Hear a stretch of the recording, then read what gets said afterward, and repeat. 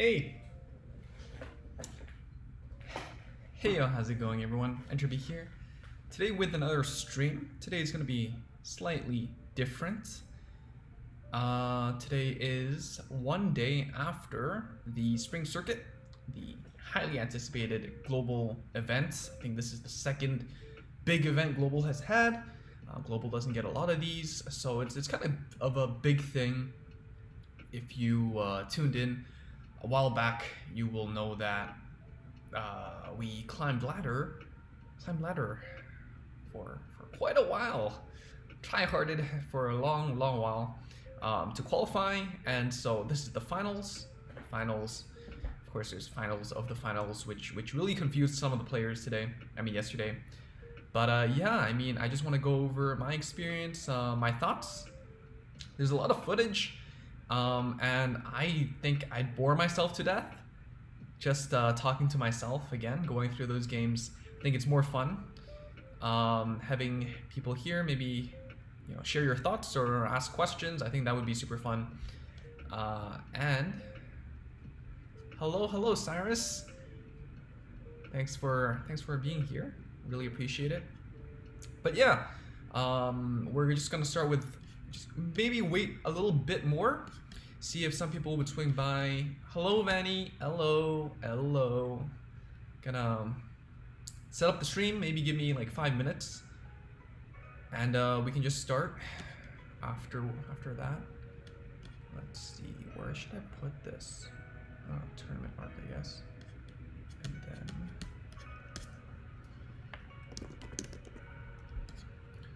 So yeah, how's everyone doing today? This is hi Magicra.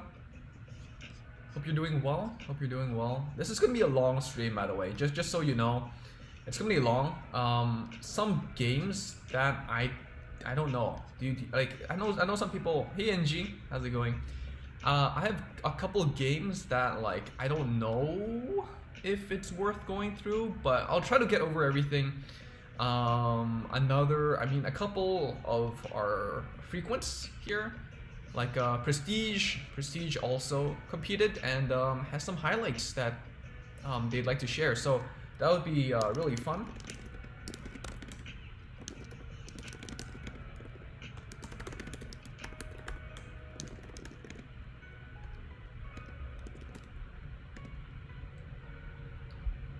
Hey Prometheus X, what's up?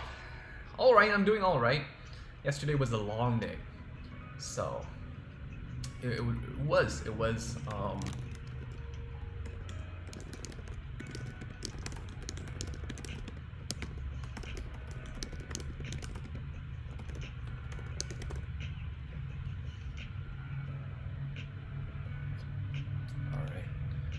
hello Acria, hello Saddle Black Rose, Angelov.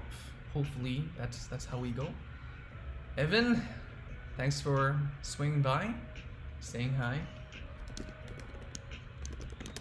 How's everyone doing? How's everyone doing with the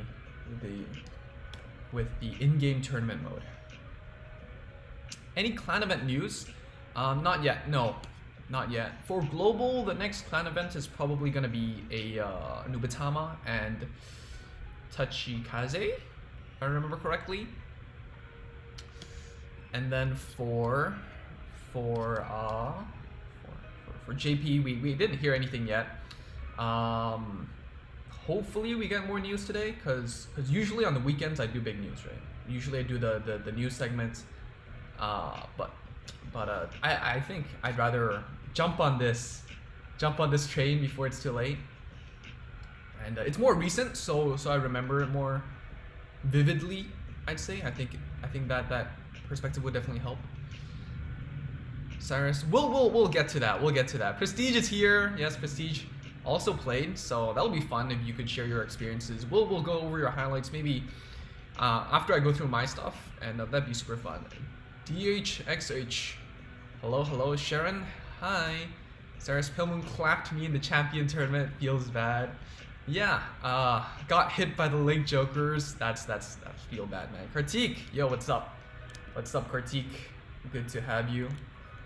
Let me just plaster this on social media. Probably on Reddit or Facebook and stuff, and then we should be good to go. Don't want to multitask, but don't worry if you're watching this afterwards. I will put the timestamps of when I start and like the different topics. Hopefully, I hope I'm not too lazy to not do that. But if I forget, anyone here decide to swing by, would appreciate you to just give me like a little nudge and go like, yo, you said you'd do this, but you didn't, so what's up? Because I really appreciate it. I am a really forgetful guy, I'd say, so definitely would be super helpful. I'm missing chat right now because I am on Facebook, so I will get back to you guys really quickly. Just gotta do the usual spam on social media. Try to get more people in, so we have a fun discussion. I think it would be fun to have more people around here.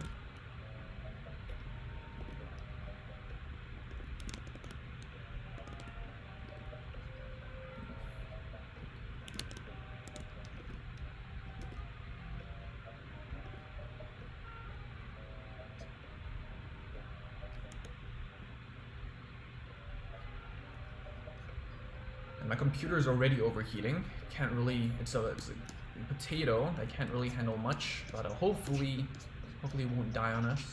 Never really dies on us. Sometimes it's super laggy, but it works. It works for what it's worth.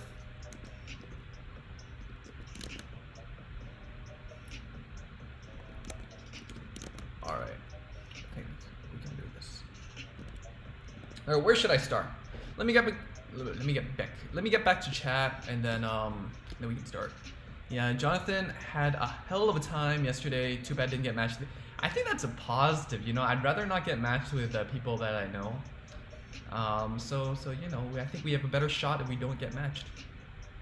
How many packs do you people save for Legion? I have around 300 packs, I think. And of course, we won some gem from the tournament. That would really help. Definitely really helps. So. JT Presh, hello. You're still in the, yeah, it's gonna be a long stream. So I guess let's get started. I think if you're watching this after, you know, well, sucks to be you for not tuning in quick enough, but I gave everyone the chance to swing by. So I guess I should start with just talking about how the tournament worked. So to qualify, you had to get top 28 from the rank seasons or the open qualifiers. Rank season is pretty fair game because everyone around the world, you know, starts and ends at the same time. So for example, if you're in Asia, the seasons generally start in your evening and end in your evening, right? So, you know, even though you should be sleeping if you have other commitments in the evenings, then, you know, you still have that extra day at the last day to catch up. And vice versa, you know, the season starts in the morning if you're in like Canada, like myself, and it ends in the mornings. So, you know, you can consider playing through the evening, through the night at the last day if you want to. But I think it's pretty fair overall. In terms of the open qualifiers, there is two, one in May and one in July. So those two are different metas. July, that would be set 17 meta. And for May, that's 2 months ago, so that would be set 15 meta. So, of course, for the rank rewards, you can choose which metagame you want. And that definitely helps, right? For example, if you roll like set 12 or set 13 really hard, you could be really dominant with like Joker and or Dark Irregulars before they got nerfed. And that definitely is a very different experience than the actual tournaments. Right, so for example, if you brought DIs in the open qualifier, you didn't do ranked seasons, you would perform worse, in my opinion, because you got nerfed already, right? So with that said, another thing to note is that for the open qualifiers, one was more, you know, the time zones are different. Like one happened for, say, in the mornings, in North America, one would be happening in the other one happened in the morning in like Asia, for example. So, you know, I think there's around a 12-hour-ish difference between the two tournaments. as in, you know, one would start at 0000 and the other would start at 1200. And that definitely has its pro and cons. Like, if you want to go for both open qualifiers, then you'd have to stay overnight for one tournament. But, you know, you had home turf advantage, home ground advantage, where, you know, if you were in Asia and you were participating in the tournament that started in the afternoon for you in Asia, then, you know, if you were playing against a North American player, you know, in the States or something, they would be playing in the evening, right? They'd be playing in the AMs, and definitely that would affect performance. Hey Anubis. So, you know, I think that that's a lot of things to consider. I think ranked season is the most fair in terms of time zone difficulties, but open qualifier is the most how do you say, the most feasible for a lot of players, because not everyone wants to spend like most of your day playing ranked Vanguard 0, right? So that's my perspective. A lot of people that actually went to the open qualifiers, at least the second one, also already qualified, so it's easier to qualify as well. But that's just basically how it works, and you can see the schedule here. And then the tournament, of course, happened yesterday. First place went to Mushi, second place went to Luward. I really want you guys to go check out the PPG stream on Twitch if you have the chance. The games were pretty amazing. So please do that if you have the opportunity. And of course for Swiss, basically every round you won, you get 1,000 gems. So I did win some gems, so that's nice. And of course open qualifiers. So let's talk about the tournament structure and how I figured it out. Anubis, are you the only one buffering? If anyone else is, let me know. But yeah, so Pro Play games, I think you know the results right now, but yeah, so how the tournament worked was, I think like couple days, oh hey Sai, how's it going? Couple days before the tournament, they sent us a decklist submission form, told us to submit Imgur, so we upload our pictures, our lists and stuff, and we got to submit our lists, change our lists up till like 1 hour before the tournament, and it was a bit confusing, because when we started, we all expected it to be best of Swiss, right? You know, we have 8 rounds of Swiss.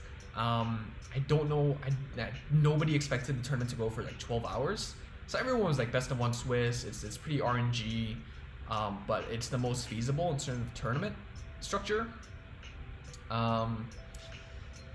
What happened was then we had changes, and best of 3 was the format for Swiss, and it was something like King of the Hill. That's what I heard from someone, and what that meant was King of the Hill, you know, if you won with the deck, you stay with it or something. And I heard some different formats floating around. Nothing was really confirmed. And at the last day, like the evening before the tournament for me, so I'd say like 12 hours beforehand, they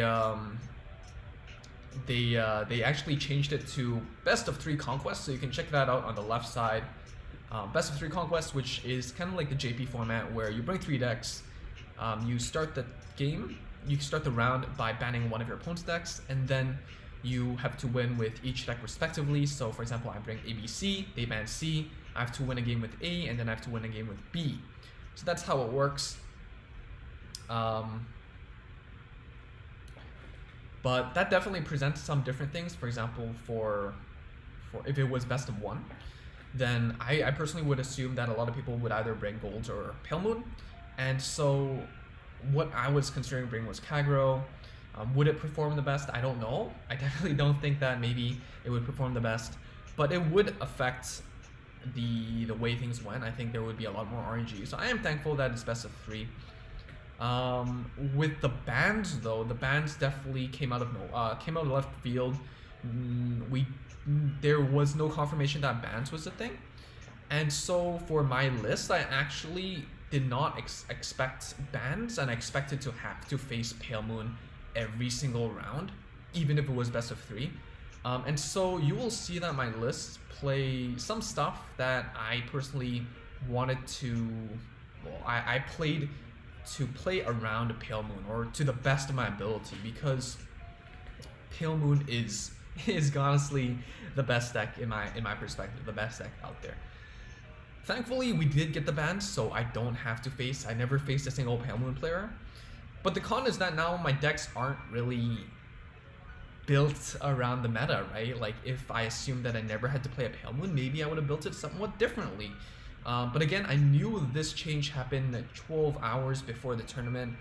I considered changing my lists, but I really didn't have enough time. And a lot of it is just muscle memory, just practice.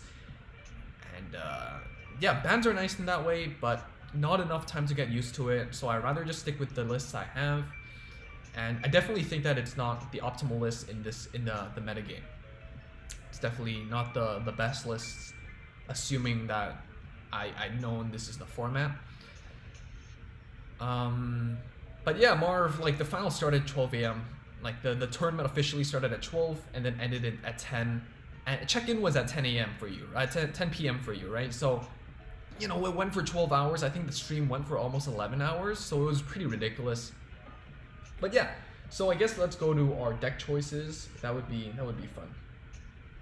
And of course, at the end, we would talk about the other stuff, the other players and how they did. So the 3 lists that I brought in this order was Gold Paladin, really strong build compared to the deck profile. I think I made a few changes, playing the Escrads for more early game pressure, you know, again, because I expected to play against a lot of Pale Moon, and you generally have 9k base units. Being able to just, you know, hit Mark Chica, call something out, generate a board, generate more intercepts to protect myself, is really important. You know, if turn 2 I'm already down 3 damage, I really need to set up more intercepts every single turn I can, and Escrad can definitely help that. It was a straight day Anubis. But yeah, like, it should have been 2 days, really. Jonathan flunked out, went straight to sleep. I think that was, yeah, that's the point, right? I mentioned about how the open qualifiers one was working better for different regions, and this one was just completely trash for Asian players, because you'd have to stay up at 10 p.m, check in, and then you had to start at 12 a.m. and go all the way to 10 a.m. if you finish Swiss and make top cut, right? That's pretty ridiculous. It's pretty crazy. For me, it's better. I started at 10 a.m, ended at 8 p.m. But yeah. So another thing I changed was playing the 3 Holy Shine Dragons. My first game, I pulled off an amazing Holy Shine Dragon play, and I was really hyped for it. Holy Shine Dragon lets you reuse the Garmor. I expected a lot of Kagero and Gold Paladins in this tournament, Shadow Paladins as well. Being able to reuse the Garmor is just so valuable. You will see how good it is. Unfortunately, I don't have Pale Moon, so I don't get an insta-ban. I don't have a Lightning Rod, so Gold Paladin was the most frequently banned deck from my lineup. But every single time I brought Golds, I won. So Golds was never the reason why I lost. Golds is just such a good deck. And I was really comfortable with it. I think it's a really strong deck. I don't really enjoy it particularly, but I think I piloted it quite well. But yeah, Josephus over Zoran, I think, you know, the lack of draw power really hurts. You will see that in tournament play. Like, if you go through the games and you see the streams of, like, just good players, not a lot of people Superior called Zoran and just use a skill. You'd rather have that 17 if you're using Gansalot Zenith, or you'd rather have that 7k booster. And if that's the case, I'd rather draw one. And that's just my perspective. So Kartik, you went 6-2. That's good. Pog, 1k gems for each win. That's 6k. So yeah. Next we have the Link Joker. So this is my surprising pick. Link Joker is pretty solid. This is, I think, the exact same list as my deck profile. These were obviously a tech against Pale Moon. If I knew we weren't playing against Pale Moon, I don't think I'd be playing the 10Ks.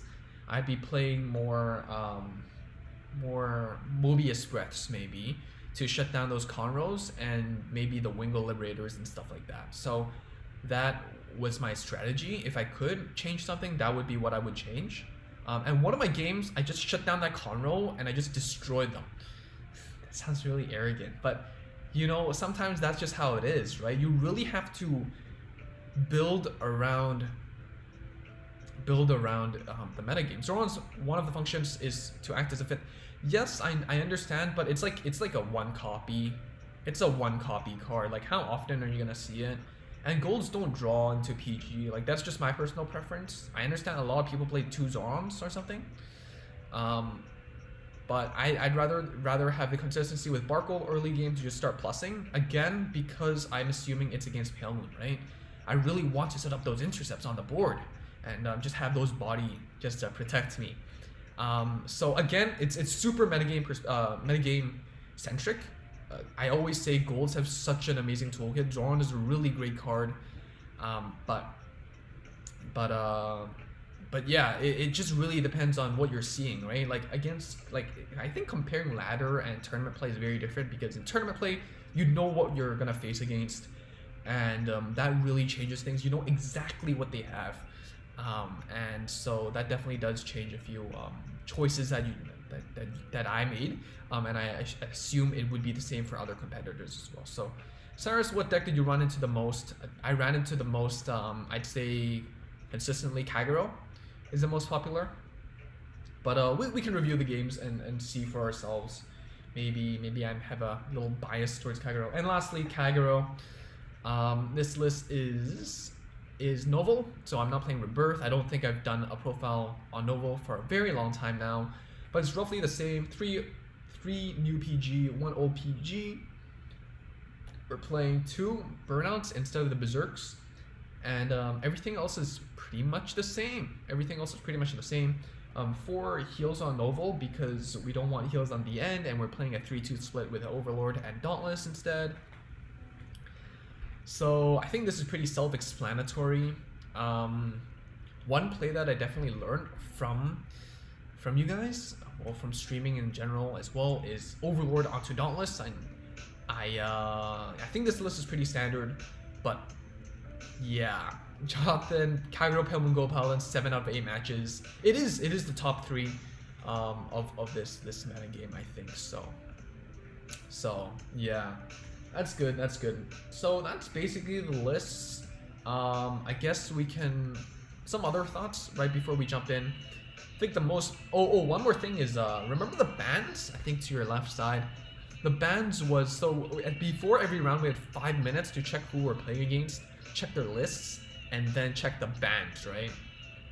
And so what happened was, if they don't choose a ban on time, deck 3 will automatically get banned. So I put my list in this order: Golds, Link Joker, and Kagero. We didn't know that bans was a thing until like 12 hours before the tournament. So if I knew it was a thing and there was defaults, this is what I would have done, right? Obviously, this is what I would have done. Like, no brainer. Like, Link Joker is the weakest Link. That's a little pun I didn't intend, but that's pretty funny. Link Joker is the weakest Link, right? I'm playing Link Joker because I don't have Pale Moon. And if I knew that, and my opponent just didn't really pay attention to the announcements, which were like really random at times, really sporadic, you know, sometimes they'd have 1 hour breaks and sometimes they'd have like 5-minute breaks. This is what I would have done. Because if my opponent just doesn't ban anything and still wants to play, then Link Joker is banned and I have 2, honestly, in my perspective, stronger decks to compete with. And this did come up as well against another YouTuber friend of mine, which wasn't really that happy because they put Pale Moon as 3rd. But it is what it is. Did it really make a big difference? I think you're banking on your opponent being not, you know, alert enough. But sometimes it is what it is, right? That's just part of the game, right? 5 minutes, it is what it is. So, you know, 3 burnout, 3 critic. The thing is about critic is that I can I can always keep Novel Vag, but Burnout, I need to set up the Overlord in the drop zone. So Critic, generally I can use faster on turn 2 than Burnout, right? So Burnout, generally speaking, if you want to use on turn 2, you have to either trigger check, you have to sack 7 out of your 13 triggers, or you just Gojo your Overlord or the end. And generally speaking, you know, the end I want to keep in hand, Overlord maybe at Gojo away. But, you know, Jonathan, 5 minutes was super tough, right? Exactly, right? So the default actually comes into play often. The tournament itself and the announcements were hectic. I 100% agree. But we're all trying the best we can, right? Like the tournament organizers, I feel like, you know, they're trying their best too. They're handling more than 200 players, and I have to give my respect. I mean, they're paid for it, but it is still a challenge, I'd say. 200 people, everyone's DMing each other. There was a little kerfuffle, little fun word. There was a little conflict in round 3 that made us have this like 1 hour wait before round 4. But yeah, it was challenging for everyone, and it was 12 hours, right? It was a 12-hour tournament, so I think everyone just deserves a pat on the back. You know, whether you're a player or an organizer or a streamer. But yeah, Jonathan, like, you can use the Discord chat, but at the same time, I don't know. I don't want to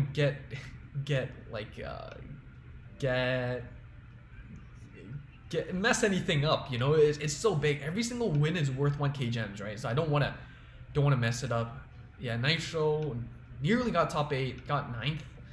Super unfortunate, but you played super well. And if anyone wants to watch Nitro's matches, go on Twitch. You know, he's showcased on and on again, shows us really brilliant plays. And what made you decide against bringing Shadow Paladin or Novas? I'm assuming meta preferences and matchups. That's a lot of gems you get. Yeah, that's a lot of gems. Nitro was top 9. Yeah. Novas, it was either like Joker or Novas. Shadow Paladin, I love. Like, everyone knows I love Shadow Paladin, but I just didn't have a good feel of the deck. Yeah, yo, what's up? Yeah, it's really big for... I think Mushi is a free-to-play player, so that's super nice. But every single win mattered. Umming a lot. I really should stop umming. Yeah, okay, so I went 4-4, indecisive. But yeah, everyone who's here, share your opinion. But we are going to go through the games now. If no, someone did use Aquaforce. I caught some Aquaforce players. I think a Nitro played an Aquaforce player as well. But let's go through the games. You will see this is just raw footage. They made us submit the footage, and I think this is game 1. So let's see. So game 1, let me see what they banned. I think they banned Kagero. No, maybe, yeah, they banned Kagero, and I banned their Pale Moon. I think practically every match, if I saw Pale Moon, I'd ban Pale Moon, and I think I saw Pale Moon every single game. So here we go. I'm just gonna swing through this. I think, yeah, this game is pretty spicy. This is game 1, so I think this is important. Generally speaking, how I feel like I perform in the tournament, first few matches you get super angsty because you're super nervous, right? Near the end, you're super tired because you're like 6, 7, 8 hours into the tournament. And in the middle, I think you perform the best because you're most used to it, you're most comfortable, and you're most focused, I think. Unless if you're in Asia, that'd be like 3 a.m. already, and that'd still be terrible. So, but here we go.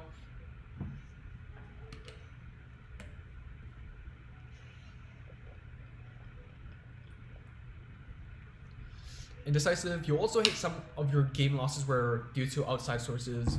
Why? What happened? OTT is still used, so Jimmy is still really good. Indecisive, the conquest structure is fantastic, but the organization, you know, not really knowing the conquest format, like, until like half a day before the tournament was pretty bad. So here we're just gonna, you know, plus off, get Blaster Blade out.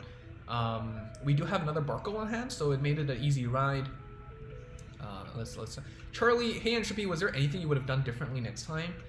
I think just being a bit more prepared. Like what I said, I mentioned about the defaults bans, I mentioned about not knowing about the bans, metagame. Getting more practice in is definitely something important. Like I don't play a lot in the tournament scene, so that's something that's definitely important. Yeah, I wish there was a better way to schedule matches. More if you lost one match because your opponent double 6 damage shield feels bad. What decks are you looking forward to? Legion. I'd say I'm looking forward to Brawler. So here I misplayed. 100% you should always be calling the one that your opponent knows. So they know the one on the right side was searched from Wingle.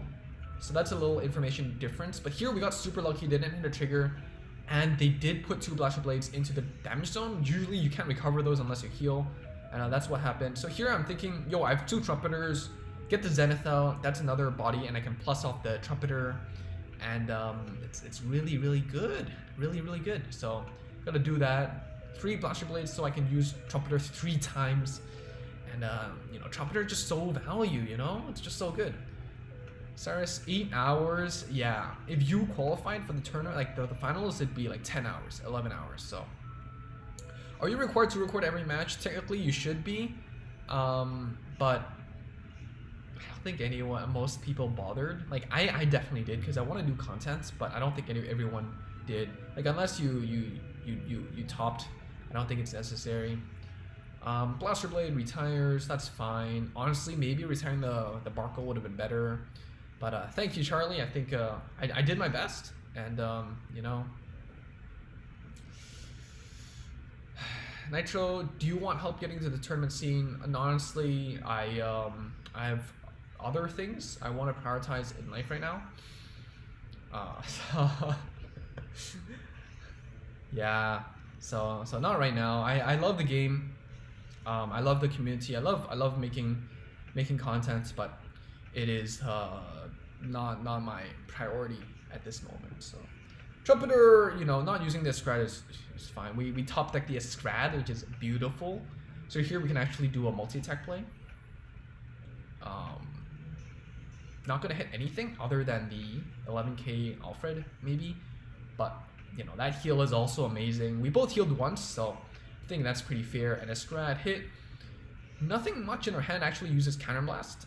And the odds of seeing a grade 2, grade 1, that is value. Like top decking a Josephus or a Balin or an Intercept is really high odds. So just Counterblast +1 is good. Sees the Ganslot, that's fine, that's fine. You know what, I could pursue and attack the Alfred, but if they break ride, they're gonna get the Blaster Blade anyways, and they're gonna retire the other Intercept. So I'd rather not. Just let them have it. Yeah, Chris and Kai is amazing. Respect, professional, really professional. If they want you to record, why not a record feature in game? I know, right? Yeah. But let's see. Nicholas, 1-6 winning 7 would have gotten you to top 8. It depends on the. I think one of the top 8 was like a 6-2, so definitely. Sounds like the tournament was tournament. Yeah. Here we hit the draw trigger, but it doesn't matter. But overall, I mean, look at our hand. We're doing really, really good. We have 2 PGs. It was just pretty amazing. And another draw trigger. Josephus. Top 8 was all 7-1. Okay. I think, okay. They updated the list later. Alright, I think that's fair. I think, yeah, if you went 0-2, the chances of you qualifying was really low. So here, Garmor versus Garmor, I think it's pretty standard. Neither player wants to get Blaster Blade liberated. So sounds like the tournament was torture. You know, surprisingly, even after the tournament, I was super tired, but I just wanted to keep playing. I just, you know, couldn't stop myself. So here I'm getting greedy. I'm just putting the Blaster Blade back, seeing what we can do. Sees the bound. That's fine. There was 1-8-0 with Luard. Luard was 8-0. Yeah. Alright, so here we're just gonna play standard. Just, you know, set up your intercepts. Save the Scrad for attacking last, because maybe we could, you know, hit. I mean, you know, we didn't call out a booster or anything, so the chances were low, but still could consider Counterblast 1 to +1. Don't think there's a reason to right now because you have such, yeah, I have such a good hand. There's a lot of stuff I can do. There's no reason to. And so if they don't don't have another Garmor, we could just, you know, Blaster Blade and like seal the game. I think that's pretty easy. We have Zenith as well. So they only have 4 cards, not a lot of options. I think Easel and Kagero helped them get into the finals. I think Easel he did really well with Easels. I definitely think I might have underestimated Easel. So here the Garmord, Trumpeter, +1, pretty standard. Keep reusing that Blaster Blade. Ganslot here is interesting, but it also tells me, it signals to me that they do have PGs in their hand, right? Because if they had another Intercept or something, then maybe it's more value to just put in the back row. And if they're desperate, maybe just Counterblast 2 to maybe hopefully top call the Intercepts would be better. But here, no reason to use Garmor. That's a PG down. That's a heal. So second heal of the game. If your opponents play Shadow Paladin, just Garmor. Yeah. So draw trigger again. So we see that Holy Shine Dragon. I just mentioned the Holy Shine Dragon can do some work here. I don't think I can win because again, if your opponent's just confidently leading a Ganslot and not using Garmor to just hopefully set up an intercept, they're basically telling you, right? Either they're dumb or they have PGs, right? Come on.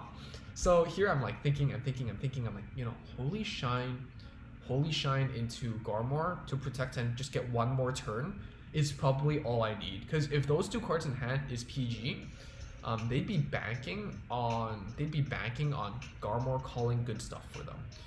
And so here I'm not using the Counterblast 1. I can always just use the Trumpeter to just plus. Palemon was the most banned. Yeah, it's just insta-ban Palemon. There's no question. Right? Yeah, we're just gonna get the Gansel again. That's fine. And Blaster Blade. Maybe save that for later. Yeah, save that for later, dude. Save that for later. Good job, Entropy. Yeah, I mean I could just hit +1 with Barkle, but there's really no reason. So here we see the heal, guaranteed to just push for lethal here. See the draw. So we're stacking really well. I think we hit the same amount of heals, but we saw a lot more draws than they did. And here we can even reuse the Garmor. Yeah, come on. Just click the OK button. Yep. And here we're reusing the Garmor. We set up that passive. And even if they have the Blaster Blade, whatever, even they have the Counterblast to do it, I think we won this game. There's no way we won this game. Nicholas, because I'm expecting a lot of Kagero and golds and shadows, I'm expecting a lot of retires, lots of combo multi-attackers, and if that's the case, Holy Shine is just way better than Alfred. I think it's a bad card.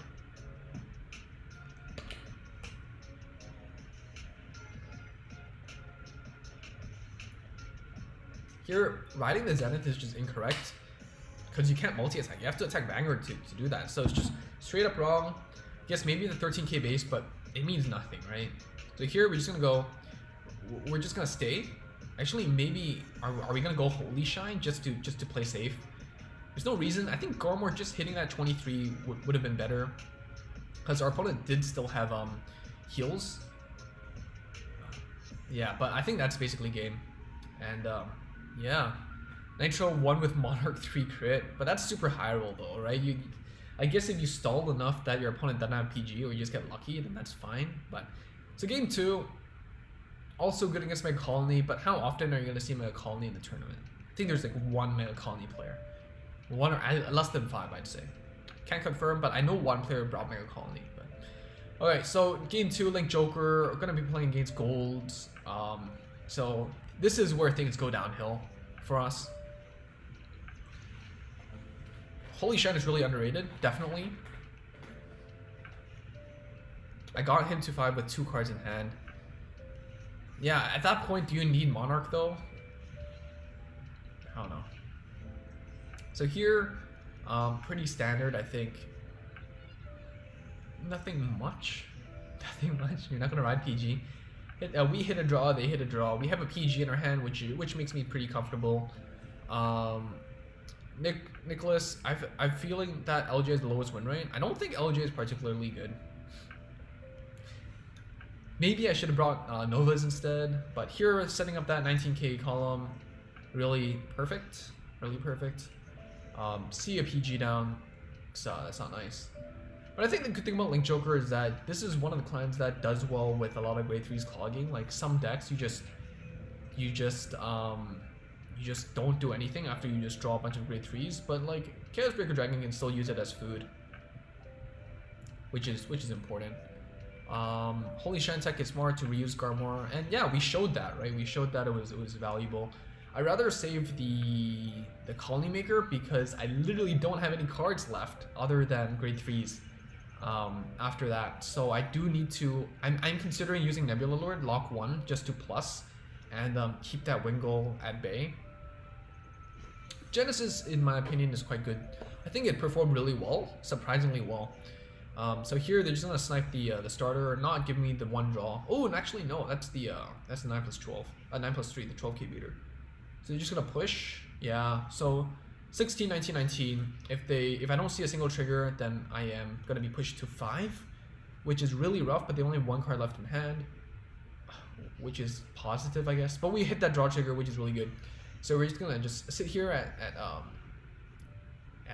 24, gonna be comfortable. 4-2. Kartik is 7-1 with Genesis. Yeah, that's pretty crazy. And here I'm like, do we go for Infinite Zero or do we have to jump immediately into Chaos? And we don't have the intercepts to actually survive without the front row lock, so we have to just go for it. At this point, the Nebula still has value, the Infinite Zero doesn't. So I'm gonna lock like this. I'm gonna try to maintain that front row lock for as long as possible. I do have the Palladiums to maintain that. And we're just gonna get some bodies. I think I'm gonna call out like a 10k. Another Palladium maybe? No, I think 2 is more than enough. 1 might get retired easily, but I think 2 is more than enough, I think. Maybe call the 10k. There you go. Yeah, I like the 10k. 10k, so you have 10, 15, 16.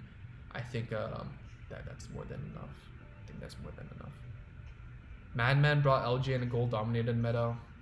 Like what am I supposed? I think I should have brought Novas in retrospect, but I think Link Joker, not a lot of people are playing Easel Scissor or Monarch, and honestly, how often are you gonna pull that off? Like you're playing it at like 1 or 2, and a lot of people aren't playing the grade 3 Searcher, so I'm willing to bank on it. So here we're just gonna push back to 4. Again, we only have 1 intercept. We draw into another one. But, with the Break Ride, they get the free retire. With Zenith, they get more than 1 attack. We do have 1 PG, but here I think it's basically game for us. If they just call it the Blaster Blade retire, boom, boom, boom, and then it's, I think it's over here.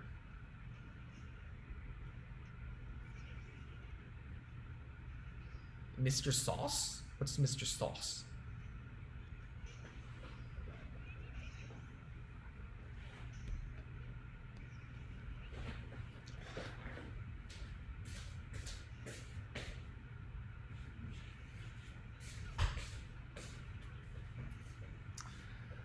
Top deck into that Alfred, yeah, we have to miracle heal. Oh,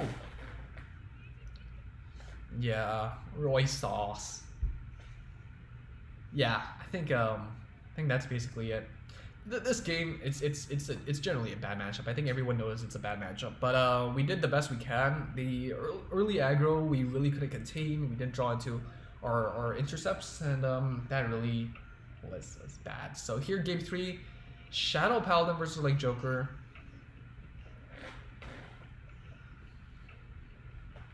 Yeah, and if anyone's still feeling for a team, go check out Alex, I guess. So here, we like this matchup. I think that saving for that Infinite Zero is fine, and we did draw into that Infinite Zero, so I'm pretty happy about that. And honestly, if we can maintain that lock, they can't do anything with Raging Form or with Drag Ruler. Their Superior Calling is a bit awkward because generally speaking, you're calling in the same column. Stuff like that. definitely, I think it's a pretty good matchup. So here we have a bunch of intercepts this time around, which is great, like music to my ears. And we're just gonna swing. Palladium, that's fine. See, we can skip. Blaster Dark, Mecha into the Trumpeter to +1. Hits the draw trigger. We're hitting the draw trigger, and pushing us to 2. We hit another draw trigger. So again, we're gonna draw into our grade 3s. I think that's pretty fine since we have Chaos Breaker to actually manage that. And we do have the Vanguard colony hitting 14, so that's pretty fine. That's pretty fine. So they hit that draw trigger. I think we're both stacking quite fairly, and we're hitting that draw trigger. So it's just a back and forth really. And let's see, Mordred. Calling the grade 3s out. I think that this was a bit risky for them because, well, they're baiting me to go immediately into Chaos Breaker, right?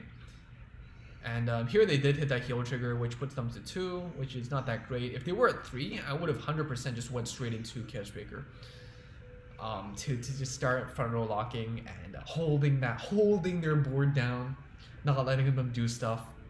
But since that they're still at 2, I think that there is a change of plans maybe.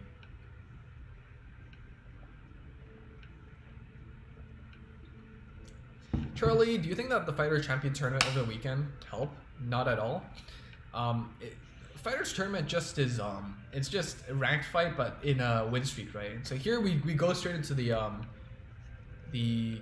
Chaos Breaker. We're gonna lock the one in front of the Doreen so they can't use that Doreen. And honestly, before the tournament, like the morning, right, at like 9, I did do Champions Tournament. I cleared it 5-0 first run, and I was super confident that morning. Things did not work well for me in the actual tournament, so there's that, you know. But can't complain. Champions Tournament is the 12 packs, so that's good, right? So your Vanguard first 15 helps you draw 1. If we see a trigger, we can good for put for 3 damage. And that's exactly what we're going to start with. We're going to push. We're going to draw 1. Hopefully we see a PG or something.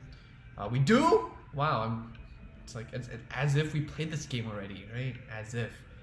And then we're going to push to 5, which is really good. We have a front row lock. We're still at 3. We have 2 intercepts, you know. How can this go wrong? You know, our opponent gave us 2 grade 3s in the front row. How can this go wrong? They go Drag Ruler, 13k body. It is challenging for Chaos Breaker Dragon to deal with that 13k body. And you know, they do have the token to retire. They have the grade 3 to retire, which is why I do advocate calling grade 3s early for Revengers, because you can eat. But you don't. But the problem here is Link Joker is gonna lock that, and it means that, you know, for that turn you don't have something to beat with, and the turn after when it gets unlocked, if it does get unlocked.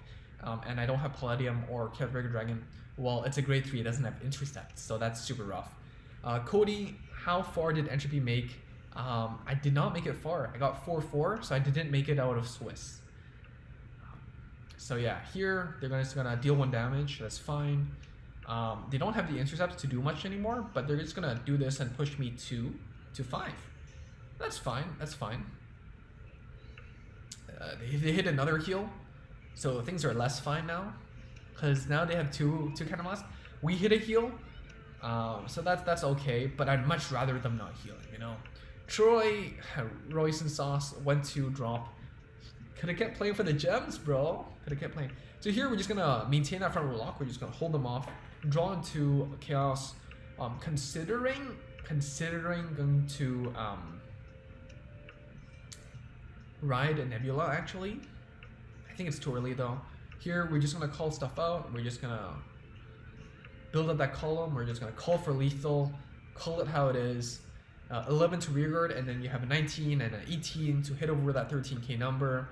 And as long as they don't see a trigger, we're calling for lethal, right?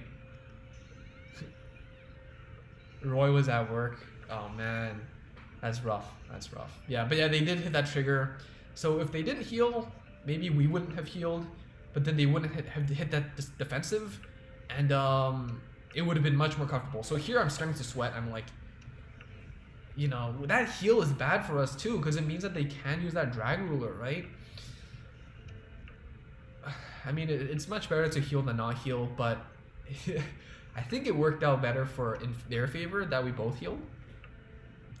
Get food for drag ruler, but no more Doreens, so no more counter charging. But honestly, you know, this is really all you need, right? So here we go, and 9-9 and 23-16. We do have PG, so we're fine with that. Draw trigger. And again, like, Revengers do thin out the deck quite well. And what that means is that the odds of them hitting triggers is just higher, right? So I think that's fine. But it's just unfortunate for our case. So here, do we maintain our front row lock or do we go for lethal? We don't have a chance of having 2 grade 2s in our hand. So like for me, I'm like, you know, I have to kill. I have to kill this turn.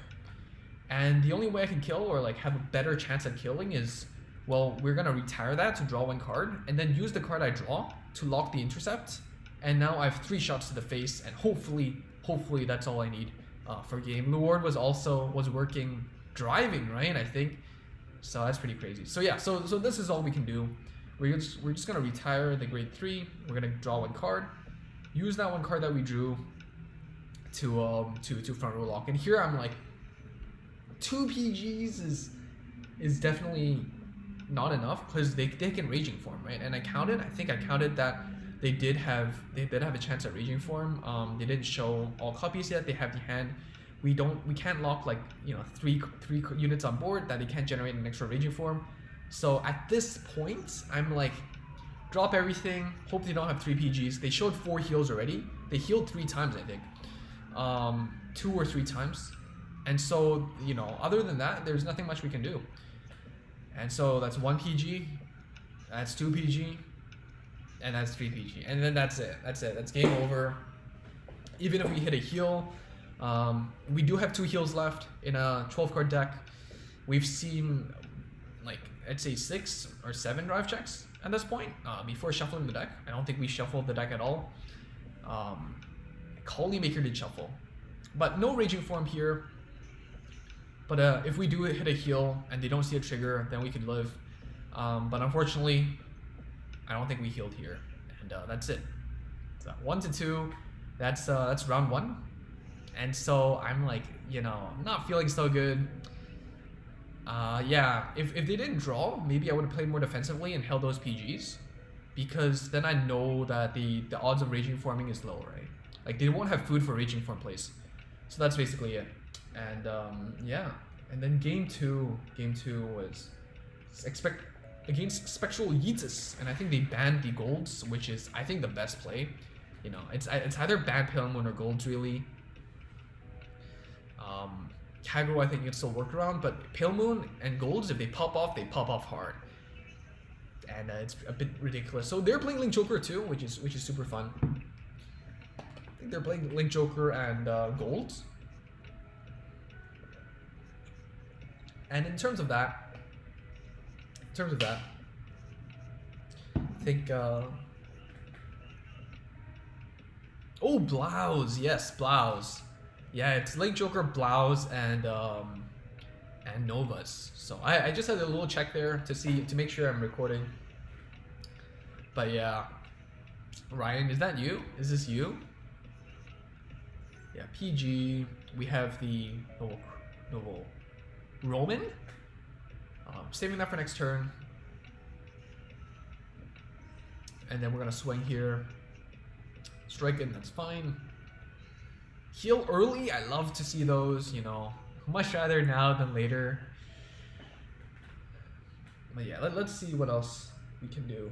So 10k, I think most people have the same idea. You know, you don't want to, you know, get fended off by the Marchica. I think Different Fight. I learned this from Different Fight. Honestly, I think made a great point. 10k body is nice. Hit strike in and all that stuff too, which is popular. And like, there's no way you're not gonna see Pale Moon and or Kagura, right? It's like, you probably bring both. So even if you ban one, you'll see the other. So here we're gonna Noble Critic the starter, maybe. Not give them the one draw.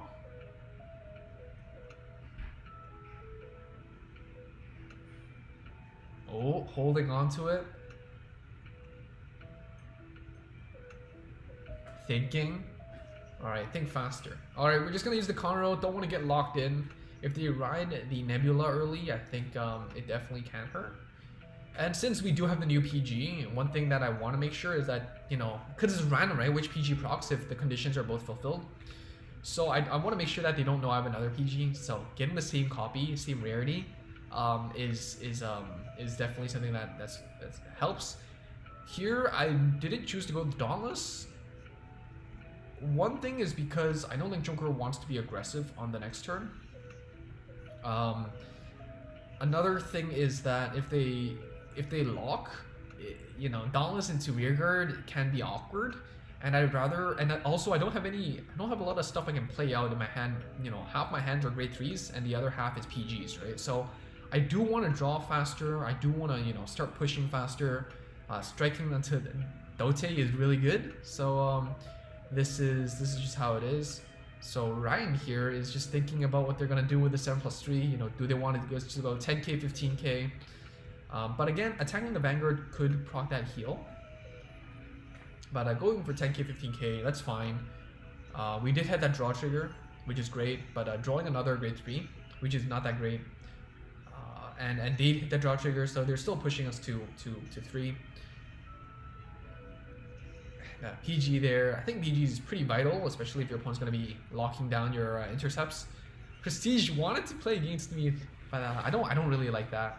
Rather, you know, people that I know, we stay in our own lane and we succeed or we fail by our own merit. You know, it doesn't need to be that dramatic. Life doesn't need to be that dramatic. So here, I think I'm just going to call it the intercepts to protect myself. I'm at 3. I'm nervous.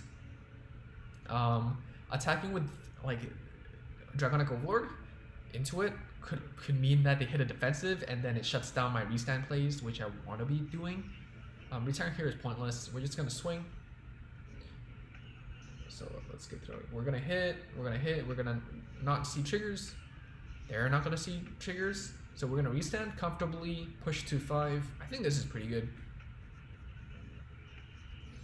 We're going to draw into Novel and the retire. What's it called?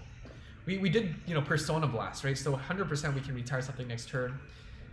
But yeah, so here, you know, obviously hitting the heal trigger would have been amazing, would have been beautiful, but we didn't. And here they're just gonna front row lock. Yeah, that's pretty standard. They're gonna on hit lock 1. And then I think here I'm gonna go for Novel. 13k body is good. Like, we just struggled against it, so we know that this is good. We're going to 9k retire, call for lethal. If they have PG, they win. If they don't, then we win. Retiring the back row thing, the Palladium is pointless because they can just Chaos Breaker Dragon retire the intercept anyways. So yeah, and then I think after that they retire the back row, relock the front row, and then we did have the 2 PGs to survive, which is great. Didn't choose to retire the front row, which is interesting, but it is what it is. We have the Noble Critic, but unfortunately, wait, hold up 1 second. During this turn, Palladium, that's fine, but during this turn they did hit the heal. And my jaw dropped, and I think at this point, I knew I lost the game. Because I can't retire more than 1 intercepts this turn. I can only get 1 attack into the face. And I've even considered just not attacking into Vanguard. But at the same time, if I don't, how much longer can I survive, right? I only have 1 heal trigger. I don't have a PG in my hand. I think we've went through 3 PGs already, so there's like at most 1 PG in our deck.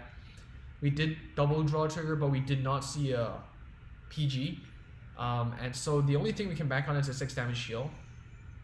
So if Ryan didn't hit a heal trigger just now, and they don't have a PG in their hand, which Ryan could tell us, because I don't know, we could have won. But that heal came in clutch, I think. Death Denied, our only ray of hope. And yeah, I think that's basically it. You know, we don't have the counterblast to do stuff, and that's game. Game 2 against Novas. Novas, I think this game was pretty whatever. I mulliganed hard to get the Nova Critic. But yeah, so I'm just not gonna attack, not gonna attack, not gonna attack. Gonna not let him do his thing. I don't think anything here went particularly wrong. The end again, not let him plus. We drew into the heel, which is not good. Dauntless this time, hitting those 9, 17, 19. Pretty standard. Push to 4, so maybe next turn we can Dauntless the end to win. But I think this is where things fall apart.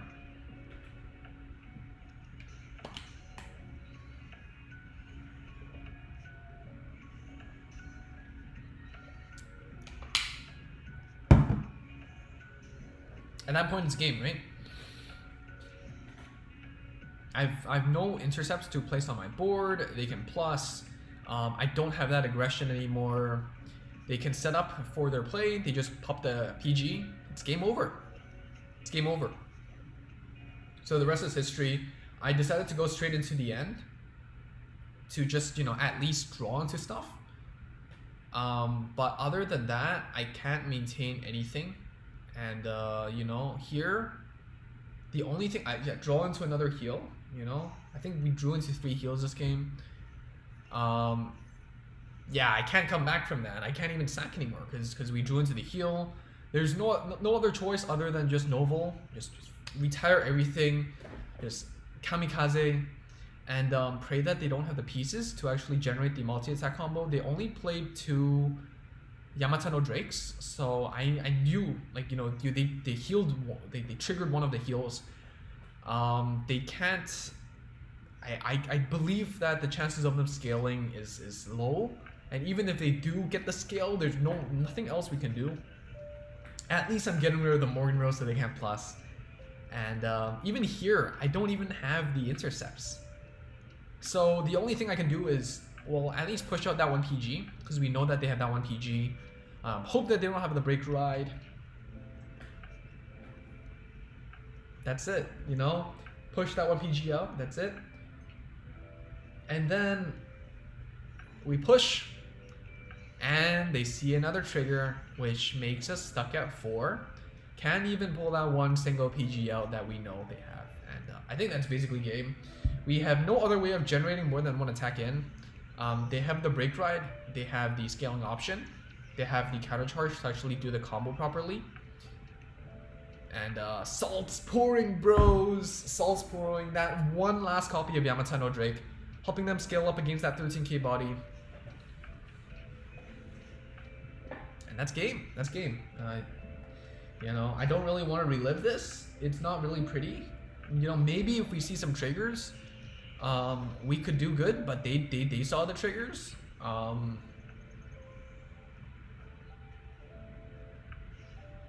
We didn't see triggers. That's the last PG, I think. And yeah, that's basically it. That's basically it. Another trigger. So again, I think again we're banking on heals, but we drew into 3 heals. I think odds were not in our favor, and that's basically it. You know, even the heal wouldn't have saved me. So right now I'm 0-2. Morning's been terrible. I think it's the afternoon already. But yeah, not feeling so good. Not feeling so good, fam. But game 3, I think this game is pretty skippable. There's nothing much. Opponent's playing some jank. Shadow Paladin. Really, whatever. We just did our standard plays. We counter charge. We did stuff. You know, they healed. They drawed. They healed again. We draw. We heal. Blah blah. We dauntless into dauntless because I think that getting into the novel or like break riding next turn would be nice. You know, again they healed like 3 times already.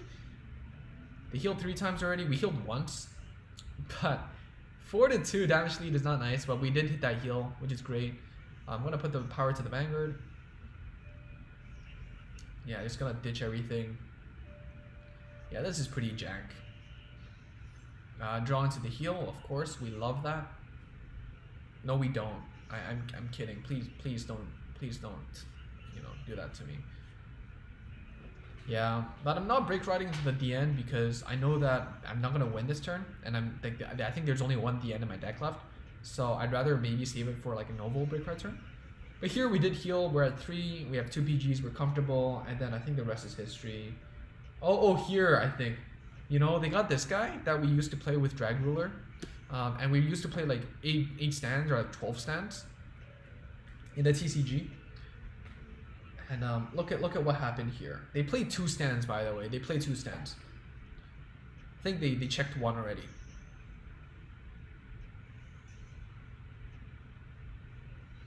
Yep, they hit that stand.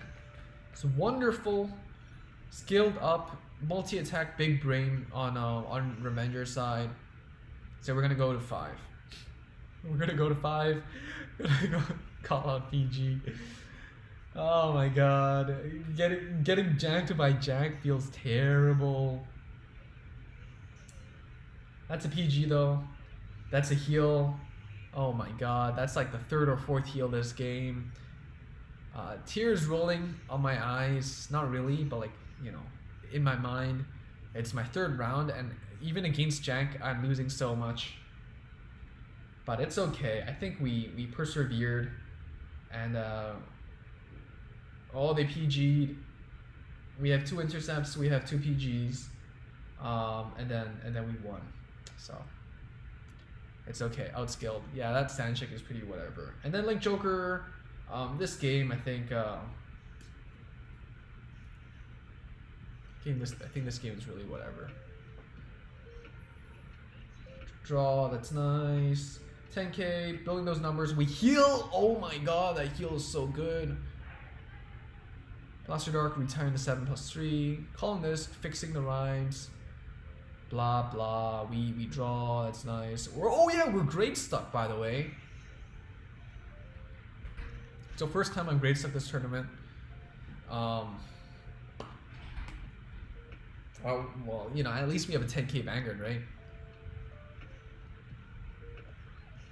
So maybe I'm a bit greedy with my ride. Maybe I should have just held on to grade 3. But here at least I can still go 9, 10, 14, hit numbers, and I like to see that PG. That's great. But nothing there, and then we're 1 to 4. So yeah, another stand trigger here. Surprise, surprise! Can't believe that this works. 2 stand triggers. They procced it once every game. That draw trigger is not gonna save us. Yep. I don't know. Remember that poll I put out? Would you rather just have a bunch of grade 3s or not see any at all? We're trigger checking them, but still struggling. Still struggling. Prestige against Giant Revenger. Yeah, there's actually a surprising couple of people that played with incomplete decks. But yeah, they triggered both stands. Really surprising. Is this big brain? Drag Ruler in the main, helps them draw, retire. Oh, we got the grade 3. That's all we needed. And then this lets us get our final push in. Helps us hit those numbers. It's wonderful. I love it. You know, give it to me. Front row lock, which means we get 2 shots to the face. And they can only push for 2. Next turn. So we have 2 intercepts. We're comfy. We're just gonna call. We're just gonna plus. Save that card to bluff. Honestly, should have put up like 19k instead. But you know, assuming your opponent hits another heal, I guess. But yeah. But yeah, we got it. We last minute top decked that CBD and gave us the W. So, which Legion deck are you looking forward to? I think I answered that before. Drag Ruler is bad. I agree, Drag Ruler is not that great, but I think, yep. It was game 3. Game 4 against Fez. Was Fez? Fez, I think, was like, oh, wait.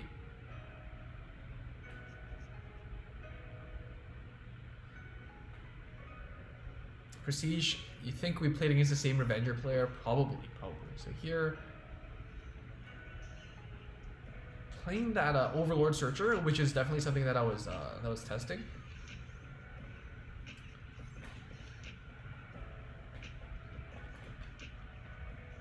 Colony Maker ride, you know, building up that 19k column, guaranteed to hit is really important for me. We have 3 grade 3s in our hand, but against Chaos Breaker Dragon, you know, again, you can always use that as food, which works. Can't believe we've been doing this for like over an hour already. This is a game. Remember, between the last match and this match, we had a 1 hour plus break. Okay.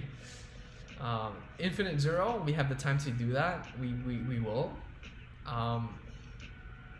PBA is steroid form of resetting, I agree. So we're just gonna push 11, 15, 19. If we see a trigger, we can hit.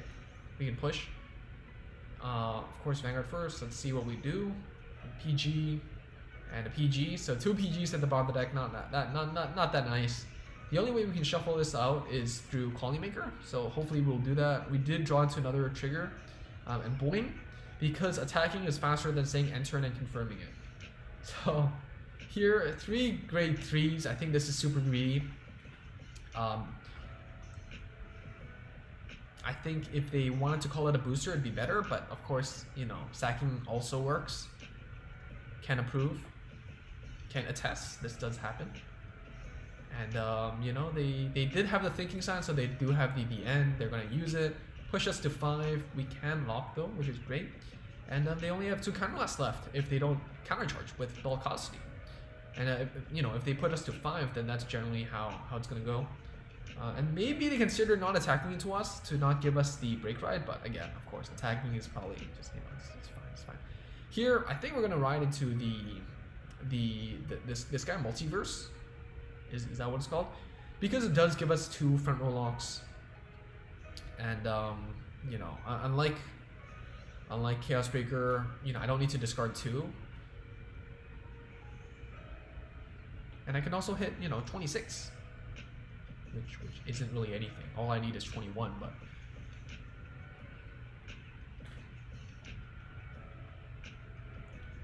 Colony Maker hits 22, so that's great. And 18, 22, 33, just in case they hit that 5th damage heal. They do have the PG though. We hit that heal, which is amazing. So it makes us safe just in case they have a retire. Push that 2 PG out.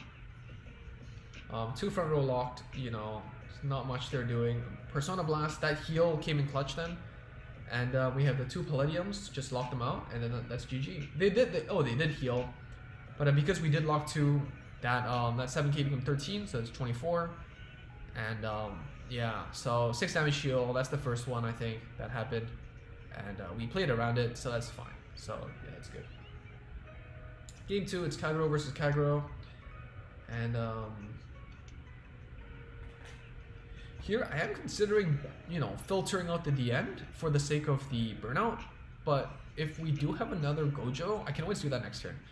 And we did draw trigger into PG, so it did everything we wanted. You know, we want the PG, we want the Overlord in the drop zone. We can always burn out next turn. They strike in, they're gonna conroll probably.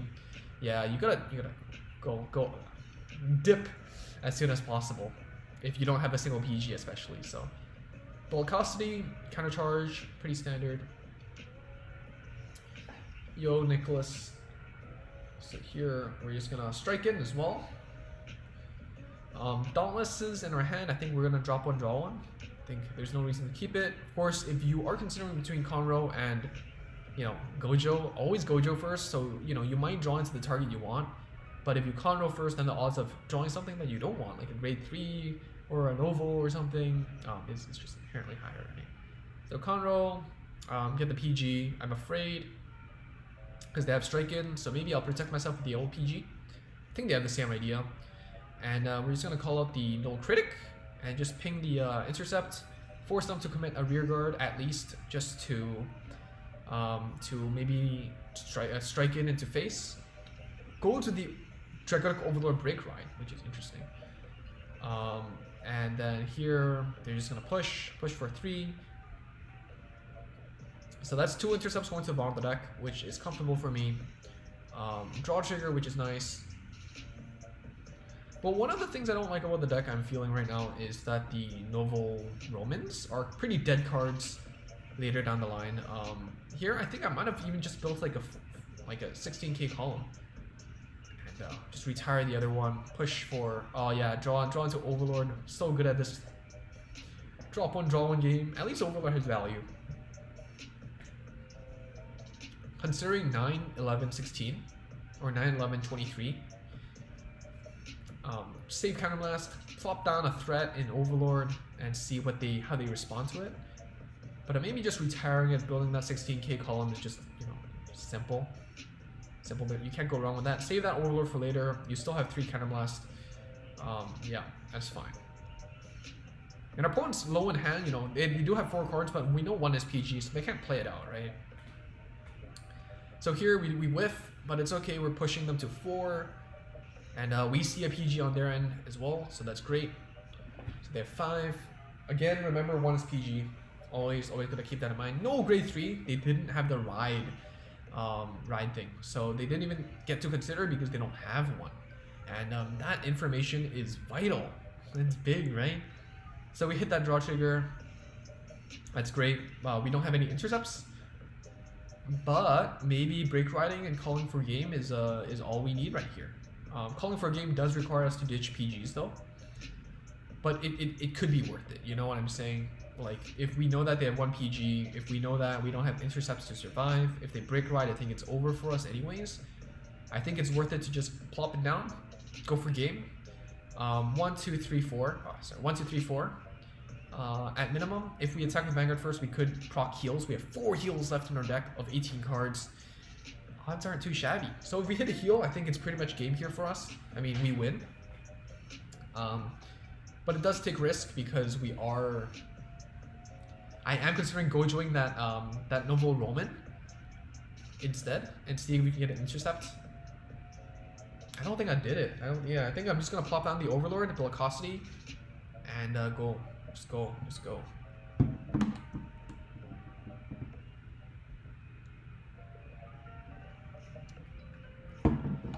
Here I'm attacking Vanguard first because if this attack doesn't work, I can still heal my way out, and that's not what worked. So here we're gonna just go for it. Let's discard 2. We're discarding the old PG because they know that we have it, but they don't know that we have the other PG. We hit at the end, so unfortunately we have to Bellicosity to countercharge, or else we can't use the end in the first place. But they did hit that draw trigger. If they hit that heal trigger, maybe that would have worked out better. But PG and Gojo, so that PG, we know that they have that one. But luckily we did get compensated with another PG, even though we ditched one. We didn't see a single one of our heals yet, which is a bit rough. But here they do the Overlord Break Ride. They hit that heal. It was good on them. They restand. We hit that heal. Because they hit that heal, we got to hit our heal, which is amazing. But plot twist, they hit a second heal, but we hit a second heal. It's crazy, ridiculous game. But here, yeah, we can Overlord, swing, or we can the end swing. The good thing about Overlording is that we build a 23k column. The good thing about the ending is that we still have 2 heals in our deck, and if we do hit those heals, I think it's much bigger tempo swing than hitting that 23k number, especially since our opponent's still at 3. No, sorry, back at 3, not still at 3. We put them to 5, remember? So yeah, I think, yeah, like just swinging Vanguard first, seeing the chances of setting up those heals is just so much bigger. Drawing is nice, but we are about to deck out, so it is a bit dangerous.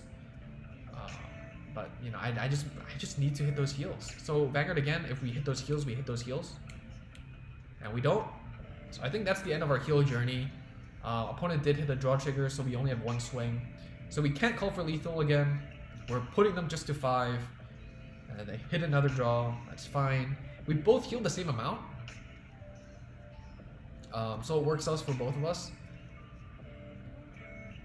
But yeah, we're both, 10 cards, almost single-digit card deck, cards in deck. Burnout, retiring, they heal again. So I think this is their third or fourth heal. We heal, but again, we're not behind anymore. But this way they can put us to 5, and it does give us an opportunity to Overlord. And I think this is my biggest misplay. What I should have done was just Overlord. What I should have done here, Overlord for a 23k column. Call out my PG, 16, 18, 23. I can call up 2 PGs out for this move. But instead, this is what I did. Instead, I was so afraid of losing.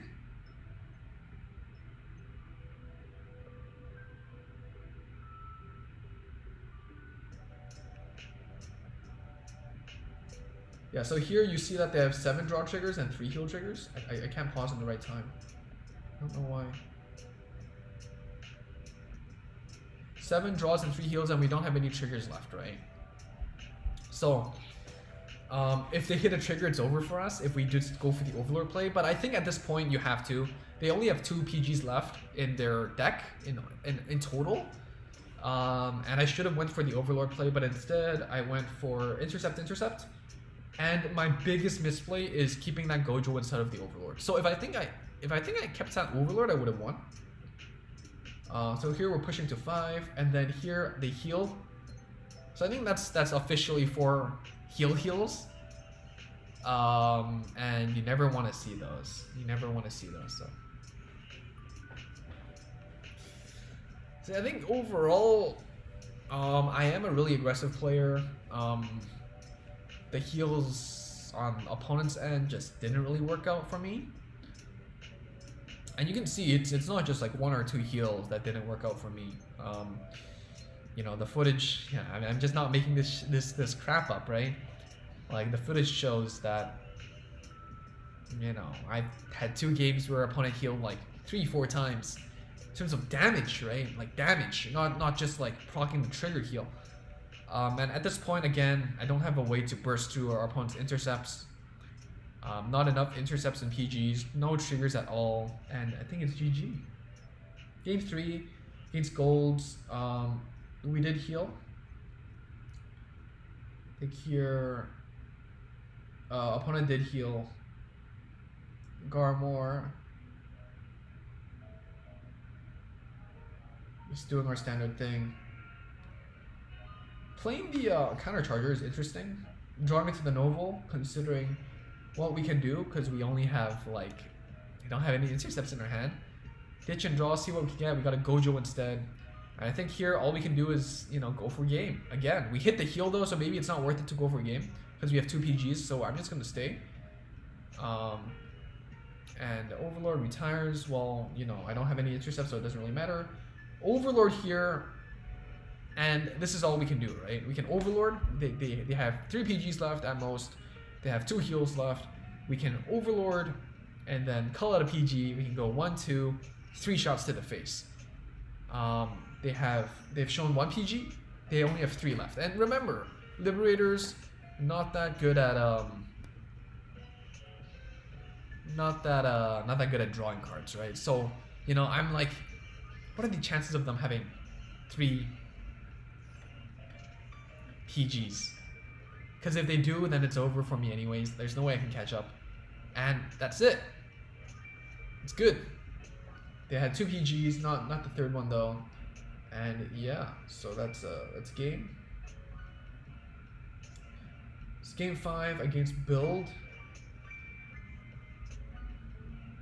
I'm getting a bit tired.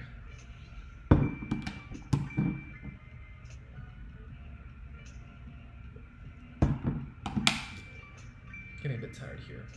Just building up those numbers, nothing much. Escrat is pretty popular. I'm seeing him in a lot of lists. But yeah, here,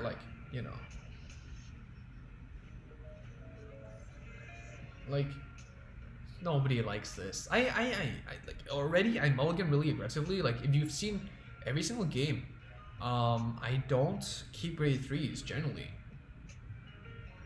So it definitely feels really bad when I try to control everything I can, which is just not keep grade 3s at all, and still end up drawing into them. Like one or two is reasonable. I think that's just not natural progression, but drawing multiple that easily doesn't feel nice. And it feels like I'm whining, but I'm doing my best. You know, I'm mulliganing really aggressively against this happening, and it's just consistently happening. So draw trigger, can't hit, retire, blah blah, blah blah blah. Put at 3, blah blah. Not giving them the break ride, because if I do, I'm gonna die. So damage denied situation here, no PGs, not enough intercepts. So here again, I'm just gonna lock everything, triangle lock, and I don't have any. Again, I drew into 3 heals, so I don't have any intercepts. I never really drew into them, and this is all I can do.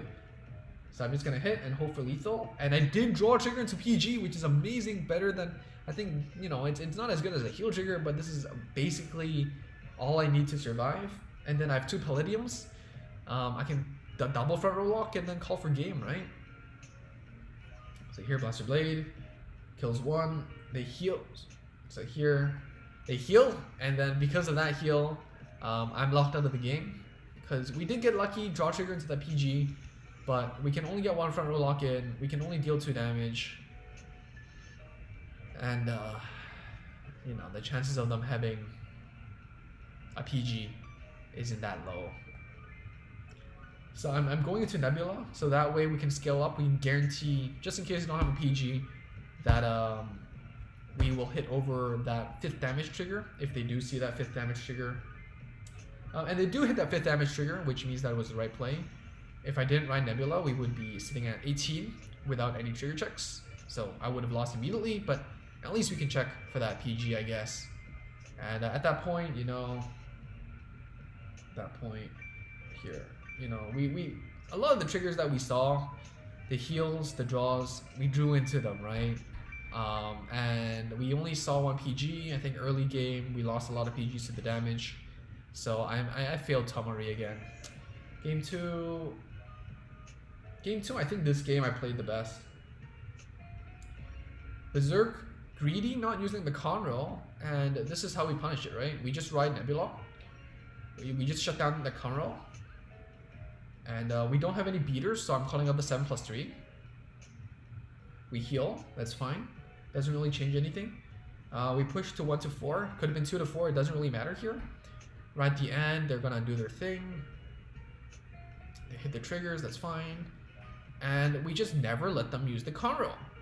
It's never. Here, I think we could just, you know, we can even consider Chaos Trigger, locking that Dragonic Overlord, but you know they don't have the counterblast to use it anyways. There's no reason. We're just gonna sit back. We're just gonna lock the Conroll.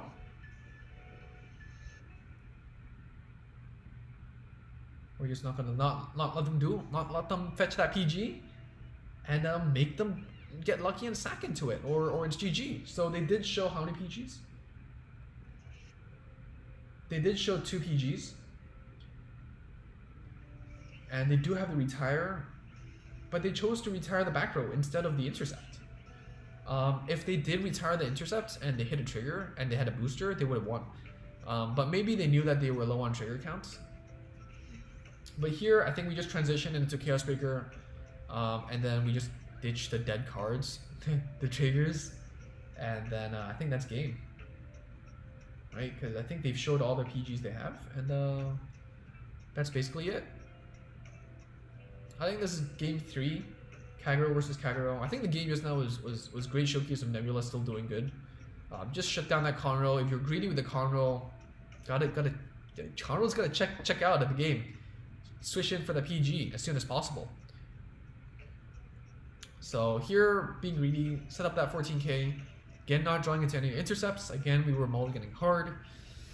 It's rough. Cody didn't bring 50 Shades of Waifu. I don't have the deck, bro. I didn't roll set 16. I mean, I did, but it was like 50 packs. As a free-to-play player, you know, we have to pick our battles, and yeah, there was something wrong with round 3 where there was a disconnect, so I just wanted to screenshot this to make sure of the game state, right? So Conrolling early, so they know. Here we have Dauntless, we have the End, we have Overlord. I think just Break Riding is a great play. Here we have 11, 14, 14, which is solid. Heal is amazing here. We hit 19, so we're guaranteed to put them at 4 while we're still at 2. Double heal is amazing. I think we deserve to be compensated for that. Yeah, that Josh Jelly thing was pretty feels bad, man. So double draw trigger, we heal. I think that's a better deal. They double healed, so hey, it's not one-sided, bro. It's never one-sided.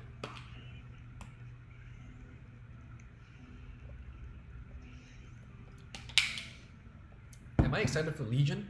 I am. I'm excited. So here they double healed. We're 4-2 now. We have to go for the break ride play. Break ride, blah blah blah. Restand, blah blah blah. We hit that draw. They hit that draw. We restand. We missed. They healed third time. Third heal. So they're healing one more time than we did. Novel.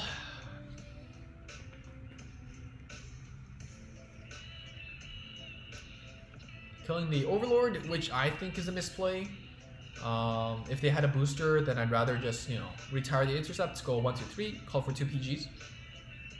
Please tell me Entropy is going to be part of the Seeker's bandwagon. Why not, bro? And then here, you know, after losing a tournament because I don't have access to a meta deck, I feel a bit burned, honestly. Not that I play a lot of competitively, like I play a lot of meme decks. You guys watch me stream, like unless it's for like a qualifier or whatever, I don't play that try hard. But here I'm retiring the Overlord because I know that if they put it to the front row, then I lose, right? I lose. Because Overlord swings 3 times and then two other columns, that's like 5 attacks. So I have to get rid of the Overlord. We draw into the heal, which is not what we're looking for. But if they have a retire, that's basically game for us. Because we only have 1 PG and they have Noble, right? Void, if you, yeah, you would have brought that Pale Moon, Link Joker, and Neo Nectar is super interesting. I don't think anyone would ban that. But yeah, I think they have the retire, and that's game. So, but Chen, yeah, I'm super excited for Legion. I am. I think it's a change of pace. So at this point, what's our score? Like 2-4,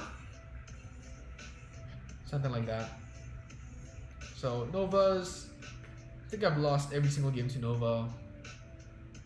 Hitting those 2 PGs out feels really good. Trumpeter, retire plus push, Superior Call, Balin. So here they got Great Stuck, and then that's basically game. But yeah, like for me, my game plan, I you know, for Novas you're either like stalling or pushing early, and pushing early worked out, and then wait, sorry, yeah, in the game 2, Kagero, the idea is again mulligan hard to get rid of that Morgan row early game, and strike in. They damage deny our Novel Critic, so I'm striking. They're giving me the damage. They didn't hit, and then that means that I can actually Novel Critic and retire the Morgan row. But I do have to call out the end in order to actually hit that 10k body, so that's pretty big. GT pressure brought bugs. Yo, that's solid. That's beautiful. But yeah, I don't even have Zelma. Not even a single copy, so it's not gonna work out. We draw into that the end, which can work. But yeah, draw trigger here. We're pushing again to 3, playing aggressively, getting rid of that Morgan row so they can't plus. Can't maintain that game. But they did hit that trigger. They hit that other trigger, so they can push to 3 without committing that much. And the reason why we sniped the Morgan row is because Blouse don't generate advantage except for Morgan row, and if they get it off, they get it off, I guess. That's exactly what happened though. And the heal doesn't pop off. And here we're just gonna get the PG. We're just gonna set up that intercept. We're gonna hit. They heal, which is not a feels good moment. We consider not using it because otherwise we don't have much counterblast to do much plays later. And they heal again. I don't know what's up with Nova players healing all day. To be fair, we only played against 2. But, you know, that doesn't feel good, man. That doesn't feel good, man. And yeah, 10k body, I can't hit over it. We heal. But at that point, you know, how far can we go? How far can we go? And we do have 2 PGs, but we didn't have intercepts to set up. We didn't draw into our strike into 10 numbers. They do their combo, and then it's GG. They scale up. That's beautiful. But yeah. Game 3, it's against Genesis, which is super surprising for me. In this matchup, I just want to conro into PG so I don't die because they're playing crits. And then we hit that trigger, we counter charge. But the problem is, we didn't see any grade 3s again. So I think this is my doom. Mulliganing too aggressively was to my detriment. They hit that heal. I think, yeah, they hit that heal. You know, we don't see any grade 3s. We're just gonna call out intercepts, just wall. And then we heal, which is great, but no grade 3s again. We don't have any intercepts anymore. So just retiring, hope to burn them down. Push to 5, they break ride. I think we survived this, but they set up 2 intercepts. Did they heal here? If they healed here, I think it's game. No, they crit. Here, the only thing I can do is Overlord. Like, the worst thing I wanted to top deck was Novel. Like, I have 2 BGs and the Overlord that I damage draw checked into, I think. So here, the worst thing I could have drawn was Novel. Because Novel I can't call down, right? So I have to filter it out. And I drew into the end, of course. And so all I could do is Overlord, swing 3 times. And call it the PG, call it the DN, set up 17. That way we could have a 17k column, we can call for 2 PGs, and that's really all I could do with the hand that I was dealt. That's 1 PG, that's 2 PG, and that's game. So yeah, didn't really work out that well for me. They showed all 4 PGs, like I didn't expect it. You know, we both healed, but yeah, I think just being grade suck was we 6 damage shield here, but they can restand, hit those numbers, and they heal again, extra assault on the wounds, and that's game. So yeah, I think that's like doing pretty poorly at this point. Game 7 was a bye, so some people just quit. I think it was like 7 AM. People want to sleep, so yeah. So at this point, you know, very early on, you know, after the first game, it's just every game is 1k gems. You know, that's the mindset from the very start. And here we're gonna be playing against Kagero. They play the Dauntless build, like, you know, Dauntless mix. Strike in here, you know, the same thing. I think at this point you get the gist, right? It's the same thing over and over again. Call, hit, Balin. Retire. Yeah, we see that PG go down. Garmor protection is nice. You know, call again, no intercepts. It feels rough, man. 14, 16.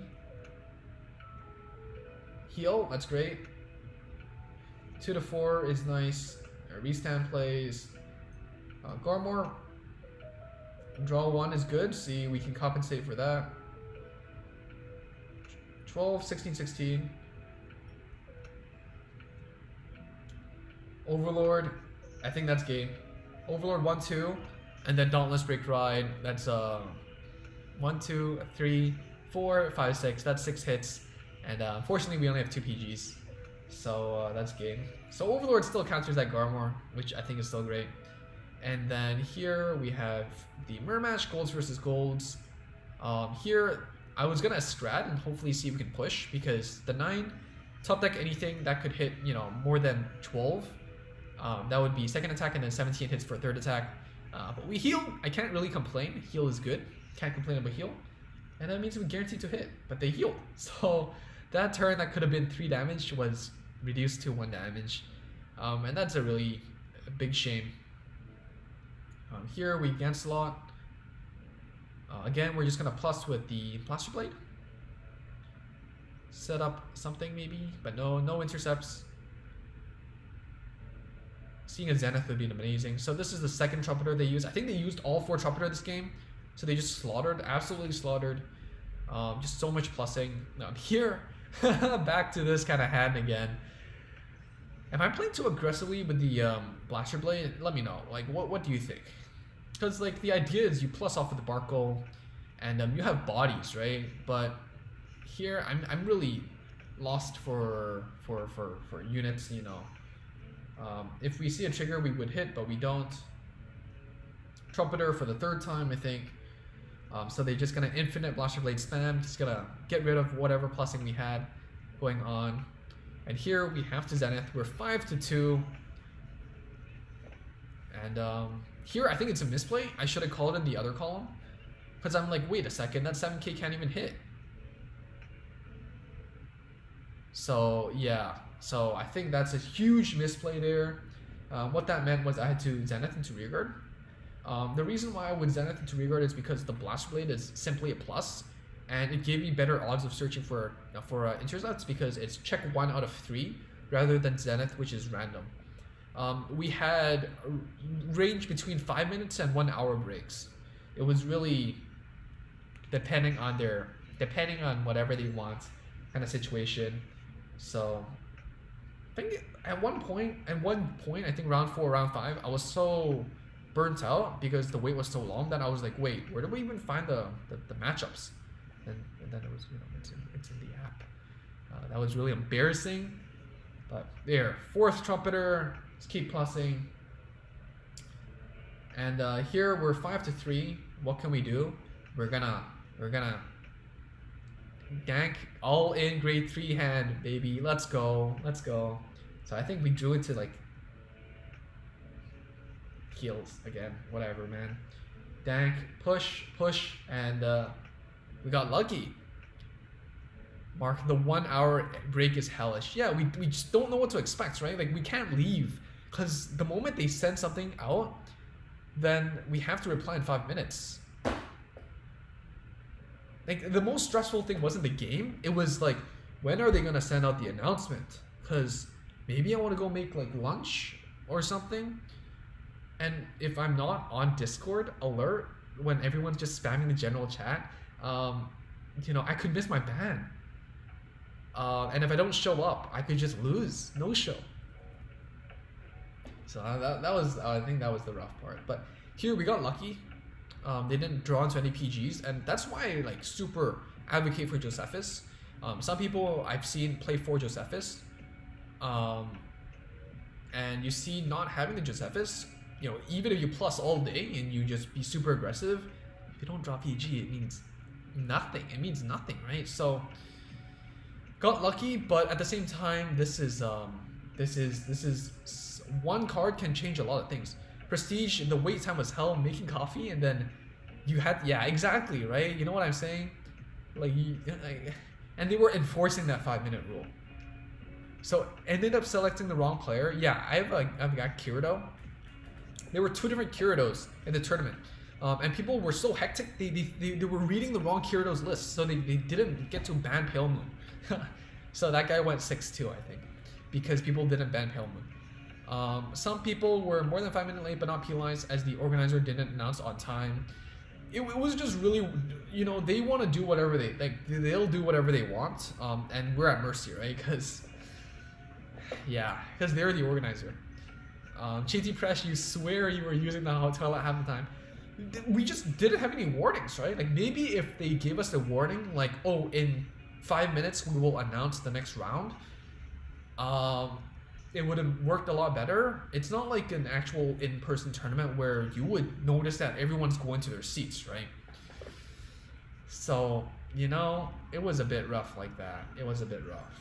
I think someone mentioned this. They have experience managing real-life events, but they don't have experience managing, you know, online stuff that well. And I think that definitely, yeah, the technical difficulty around that disconnect. So what happened was 2 players disconnected. during a game and nobody knew. Well, you know, you can't say I was gonna win. I'll say I was gonna win because it's a tournament situation. And so, you know, it was gonna be, you know, either, you know, they could have just played the rematch immediately, but they didn't. They stalled it out for like half an hour, and then they decided to go for a rematch afterwards, even though they were gonna say match lost for both players. But I guess it's fair, but they just should have just done their rematch immediately if they were gonna go for that anyways. Heal again. I think same old. 3-0 feels man. Push 3-3, and then Estrad. Yeah, and then here we're just gonna push. Heal again. Great, cool story, bro. We heal. That's great. Very cool. It's just heal shenanigans all game. And I think this is basically it. We have the PGs. We have the Novel. We have the Boom Boom, and then if they don't have PG, they lose, and that's the case. So yeah, we have 3 PGs anyway, so we wouldn't have lost even if they have the Zenith or whatever. But that's basically my experience. I ended up 4-4, and I think we ranked. This is my score. So we ranked 103 out of 200 something. Note that a lot of people did drop out, you know, halfway or like didn't show up at all. So is it that impressive? I don't think so. But to be fair, I feel like a lot of these people are really strong players. You know, people in chat here can attest. You know, these people would do great on ranked, but against just the pool of just strong players, it is really rough. And you know, I played my best. I think honestly, if I have to say, I don't think RNG was in my favor. You know, the best of my favor. But you know, sometimes, you know, Vanguard, it is about playing the hand you're dealt. And yeah, I think that's basically my experience.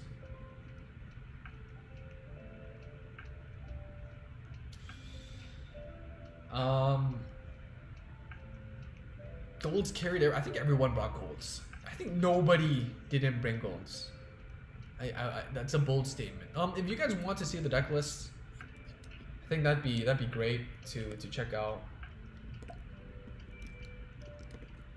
I think it's public information anyway, so here JT Presh didn't bring golds. Okay, so I guess 2 people didn't. Pin. So this is everyone's deck list. There you go, guys. You know, if you're here for it, you want good player deck list, you know, oh, good stuff. You know, I think it's generally close enough though, but I think it's great. And for your reference, from Swiss, this is the top 8. And I think Leward was second, and Mushi from AL4 was first. So that's the final result. Philia represented KOE, so you have to check those lists out. I think Daddy Fight put them in the PPG stream as well. But yeah, you know, I think you can only do the best you can, and I've got a lot to learn from Leward and all that. They played really well, so I have to go watch those games as well. But yeah, so I guess I have a few games from Prestige that Prestige wanted to show off. So let's see, Prestige here. So yeah, let's see. What can we see? So Prestige brought remind me, you brought OTT. You brought OTT, you brought Sanctuary of Light, and you brought what? What was your third deck?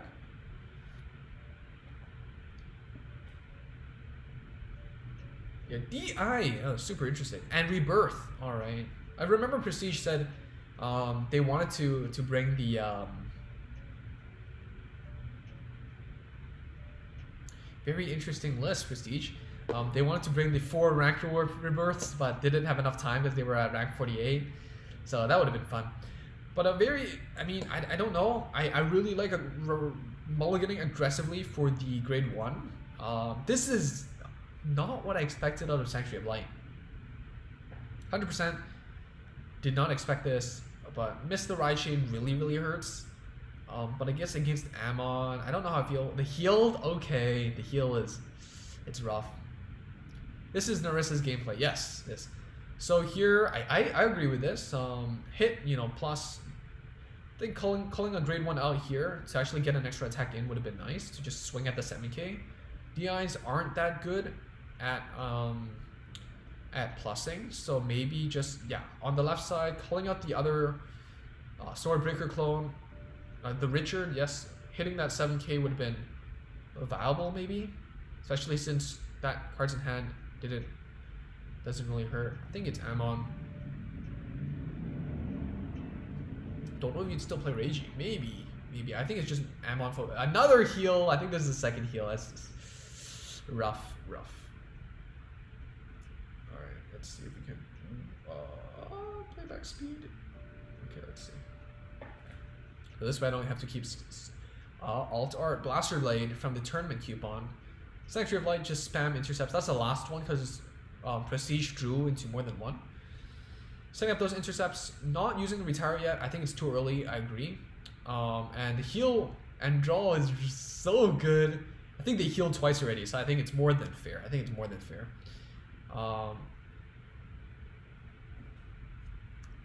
What else is going on here? And I don't know Prestige's list, so we'll see. Here, Chariot. Yo, one more thing. You have to remember to charge your phone. I'm super spooked. If you lost because you just got disconnected because you ran out of battery, I don't know how I'd feel. just putting it out there. I think every single game I played at like 97%, if not 100%, because I don't want to run out of battery. Third heal here. JT Prestige showing off clips. Yeah, if you have clips, send it to me. Another heal. So I think it's 3 heals to 2 heal. I think it's just heal fiesta. Oh man. Sanctuary Guard, I think it's interesting. Ooh, first time I'm seeing. Oh, skip the ride animation. I was gonna say first time I'm seeing it. Searching for the Richard for +1. We did that in the TCG as well. Keep the grade 2 because you want the if you re-ride Sanctuary of Light, then you get the 11k body. That's right. Retire so we can go one more attack in. Actually, no, going for the Chariot. Probably the Sanctuary of Light, right? Yeah. All right. I guess maybe does the Vanguard get extra power? You're at LB4, so you do, right? Yeah. So it hits over the 13k body. Gallatin instead of Spirit is interesting. This combo I'm not too familiar with, honestly. I'm surprised. Reverse retires. Get extra crit, so they have 2 crits to push this turn. And they've shown 6 heals already.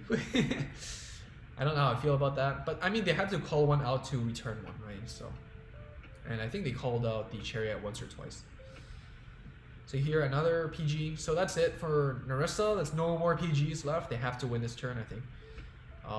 No more. Oh, top deck. Oh wow. Okay, I see you. Oh, that's spicy. Yo. We have to go back to that play. That's pretty crazy. So Narissa goes for the EB03 Rewriter Pendragon, top decks into the Sanctuary Guard Dragon, into that extra crit, and sets up the board. That's a pretty crazy.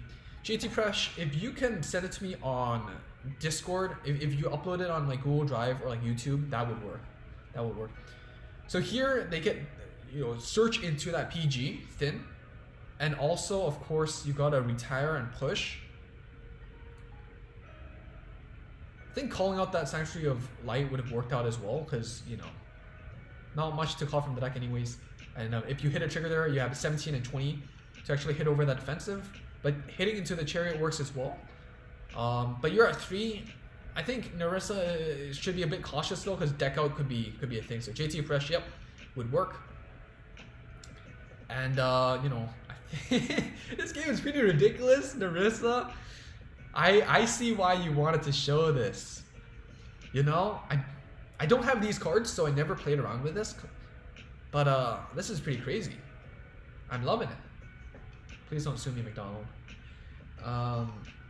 But yeah, I did work for McDonald's, so don't know if anyone from there is watching. But yeah, I think game is pretty much set for Narissa here. The PG is pretty clutch. Calling on the PG, I think it's desperate last attempt. Decking out is real, but I think that's basically it. I think that's it. Yeah, I don't know if I would ride that up, but I guess it means that they won't hit that draw trigger and deck out, I guess. And scaling up is always good. Scaling up is always good, and they know that they don't have any heals left, so attack order doesn't matter. And of course we have Waifu Korin here. Great fight. Let's see this one. Highlight 2. Link Joker. Okay, wait, Link Joker? Did you say Link Joker? Oh, it's Rebirth. Oh, Rebirth. Nitro with PVG. Yeah, I don't know if I want to use their footage though. I don't know if I want to use your footage, but if you have the fights yourself, then I think it would work best. Korin with the free win here. I think Noble is generally better. That's my perspective. But we're seeing a lot of the same thing here. Let's do 1.75. So Narissa has 2 PGs, 3 PGs. Feeling really good, not giving out the damage. Opponent's using bar, which does help your opponent hit 21. Yes, Nitro, that would be great. And then discard 1, draw 1, ditching the Gojo. This way they can, oh, ditching this for the break ride. Okay. And setting up the burnout, if they do have that, of course. Hitting that PG away is great. Going into OG Overlord is not great. But now we know that they have a Noble Vag, so that can be big. Draw trigger is nice for them, not for us. And we see another DN. Well, you know, it's a break ride play, right? Break ride, attack rear guard, and restand. DN hits, restand, and then attack. So can't complain. Ideally, you would get the counter charge, but I think the good thing about this deck is you don't counterblast as much as in Noble. So here, double draw trigger feels really bad. It's to the extent that they overdrew. Berserk Dragon, I think they play 4 bar at this point, and they do get the counter charge off if they hit a trigger, or we don't see a trigger. So yeah, 4-4, don't have a good board, but the Overlord Break Ride does give you the chance. Rebirth in hand doesn't really help, but it's a good discard option, I guess, and it's also a beater. I think I'd rather use it as a beater here. Heal trigger is nice, that's perfect. Here, I guess you'd use the end first. You use the end first, yep, to draw 2, so you have something to discard. Rather than PG. Of course, you're just gonna draw into the 2 triggers. That hits way too close to home. Hitting that trigger 16, though, does let you, again, drawing triggers. That's not good, but again, hitting that heal, hitting those triggers did help you hit over and call for lethal. 3 PGs, comfortable, I think. No need to worry much, but drawing into all the triggers always feels terrible. It never feels good. It never feels good. So let's see what happens here. I think that's basically it. Yeah, you can still DN here. Should have called out the booster, bro. Yeah, should have called out the booster. You know you don't have any triggers left. The 13. Yeah, you should have called out the booster behind the 11. Just a small misplay here. GT Pref, DM me. Just find my name and then just send me a message with the footage. But sacking the heal, I think if they have a PG, yeah, that would have, yeah, I think you have to call out that card would have been dead in your hand anyways. There's no reason to keep it. So calling it out should have been the right play. Overlord here doesn't matter. It's only here to hit the 23k number. And if they don't hit a trigger, I think the opponent should have called it out if it was a grade 1. But, you know, Narissa's completely fine.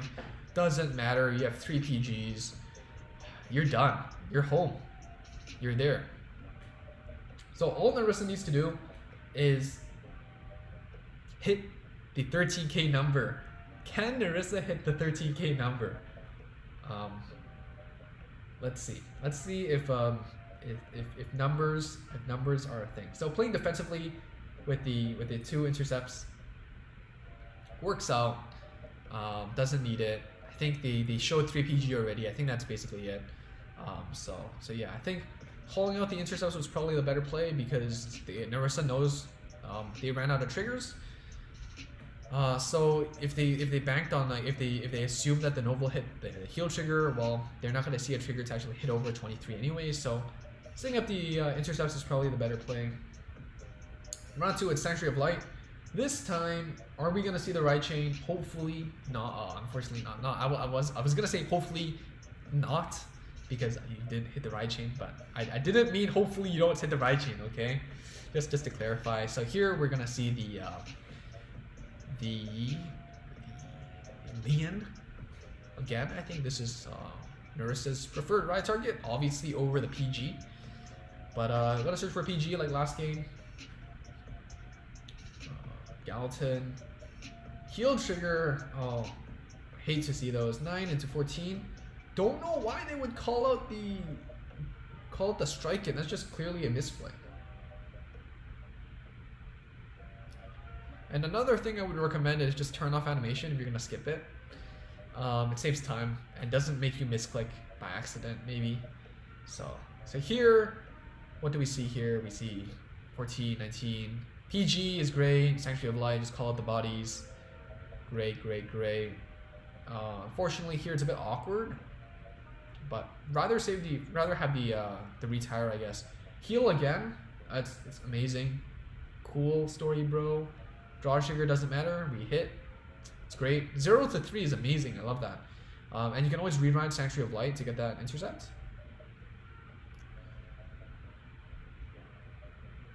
Yeah. Okay. Not giving us counterblast for the Flash Blade. I hope you don't mind us saying me saying we, you know, because you're here, and obviously I'm not there making decisions for you. But rather save the Blaster Blade. I would agree with that play. Especially since you have the PGs, you're not desperate for the intercepts. Pushing to 4, 1 to 4, force them to use the Dauntless early, makes your late game much more comfortable because Kairo's explosiveness starts and ends with the end, or the Break Ride plays, or both. So heal, this is quite big. This can be big. I think this is the second heal on their side. Draw the end first, and then the Break Ride. This is the ideal setup. Because you draw into the food you want for the Break Ride, right? So, draw 2, you discard 2, and then it's 4 to 3. Discarding that Noble, so there's only 1 heal trigger left. Draw, okay. Heal, okay. We literally just said there's only 1 heal trigger left, and then they hit that heal, so that feels pretty bad, doesn't it? That feels pretty bad. So here, they're just gonna scale up. Can't retire, but they do need the intercepts right now. It's a bit desperate. 4 to 2. And of course, another trigger. I wonder how many trigger the Kairo player has seen already. 11. 11 already. And note that they didn't even call out any grade 3s. So I think they triggered at least more than half of those. So definitely doesn't feel nice. And know the end thinking. So using the against slot, get the intercept, and this is probably the call for game move. Because they do have 3 counterblast. They have Overlord, they have Noble Critic, they have Berserk Dragon. You have to go for game. Heal is amazing here. Love to see those. 18 and 24 is great. PG. All right, we know that they have a PG, so this is the first time they procced out that PG. All the other PGs are still an unknown. Overlord, we just mentioned, could swing 3 times. Berserk. Maybe Berserk would have worked better. I don't know. But knowing that Narissa was low on resources, I think it's a fine play. Heal here doesn't really matter. I mean, it blocks out 1 attack, but... Alright, here we go. What do we see? We just push, we scale up. Hit another trigger, so both players hitting triggers left and right. But unfortunately, the Kagero had 3 PGs. Drew into 2. So here, I think it's game. Narissa doesn't have any heals left, and Overlord is the end. Again, I feel like at a certain, like, you know, at a certain level, it does like when you're kind of evenly matched, you know, if there's not a big discrepancy in skill, the triggers really do matter, especially the heal triggers. You know, draws you can kind of get away with because a lot of decks generate a lot of value and advantage these days. But heals, like healing 3 times, or like, you know, in my games, the opponent healing 4 times in a crucial match, it's hard to come back. It's just really hard. So here we're seeing Sanctuary of Light versus the Spike Brothers, which is surprising. Finally getting the right chain. Good job, Narissa, good job. So proud of you. Getting the right chain, but missing it. Oh my god, no. Seems like it didn't really go well for both of us, huh? But yeah, alright, here we go. We get the right chain, grade 2, 10, 14. Hitting the draw trigger, 19, guaranteed to put to 2. Oh, I like that PG. Ooh, I like that PG.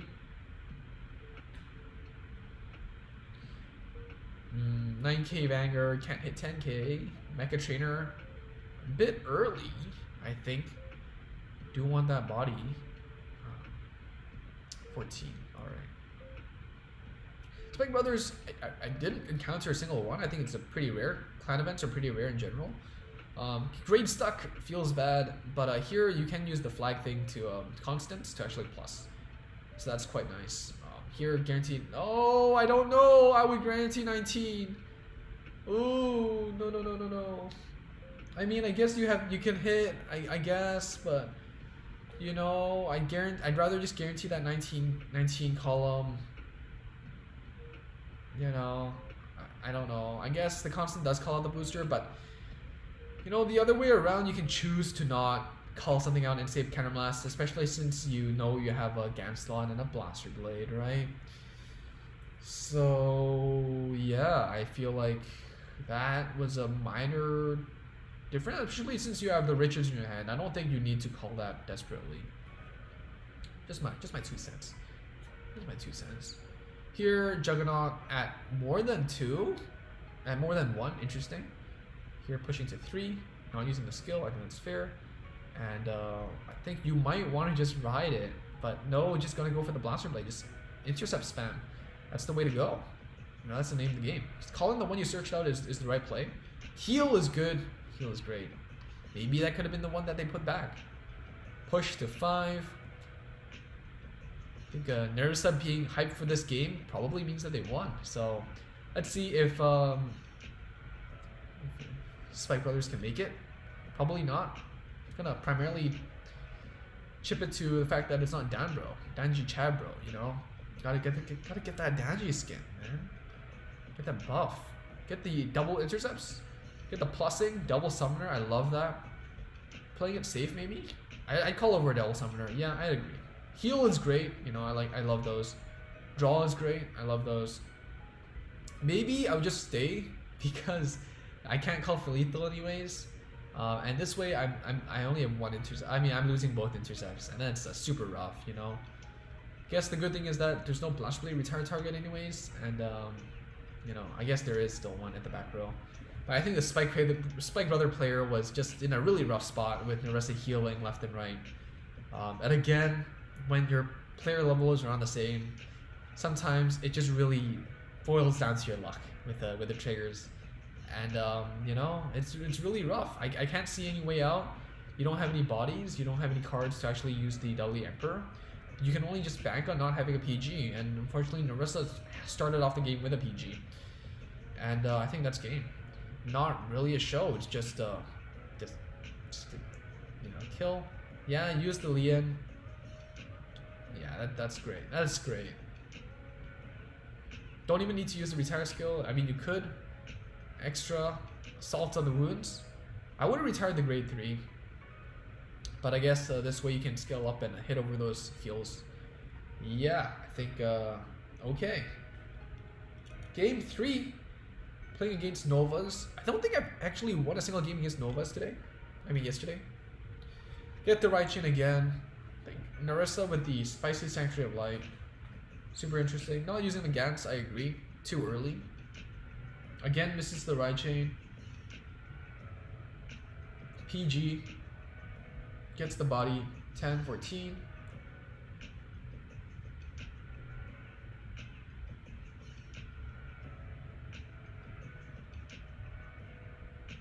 Yeah, I think nothing much really. Just Mars. You get the multi-attack. You get the plussing. Fortunately, Sanctuary of Light can get rid of the Morgan Row, but did they get Great Stuck, or was that still that one turn? Yeah, they scale up, that's fine. Sanctuary of Light, calling it out. Ganslot.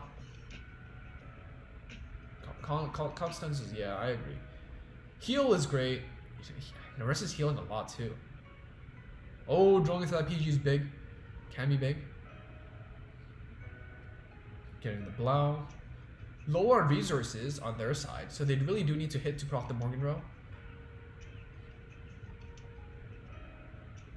What did they get? They got something. Oh, the grade 3, that's unfortunate. Probably not what they're looking for. Another PG. I think it's game. Blau can't break through that. It's a bit rough. Calling over the Richard? Interesting. I would have just called it behind the Vanguard and just, you know, ditch and draw if I wanted to. But I guess they wanted to hit that 16k number.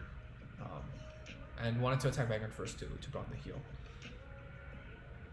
Break right play. We know that they have grade 3 in their hand, so that's a discard fodder, I guess. But really unfortunate they have to put down the PG. Gladiator was lucky enough not to face any Blaus. Yeah, I think Blaus in the hand of a good player is pretty devastating. Void, incidentally, if you win with the deck, you cannot use that deck anymore. So you have to use the other one. So you start with 3, your opponent bans 1, and then you have to 1 with each one respectively. So yeah, discard fodder. Swing. That number's not really working out for them. Oh, another trigger. I think that's the GGWP for the Blau player. But yeah. Ralph, Shadow, for you, it was just a sacks and too many grade 3 draws. Yeah, it does happen. Fighting Libs and Kagero, I think that's basically it. You know, you're probably gonna see Libs, Kagero, and Pale Moon, and Pale Moon's gonna be insta-ban. You know, it's the best deck out of the 3. So here, not scaling up, I think that's GG. I think there's not much else to be said. How many more do we have?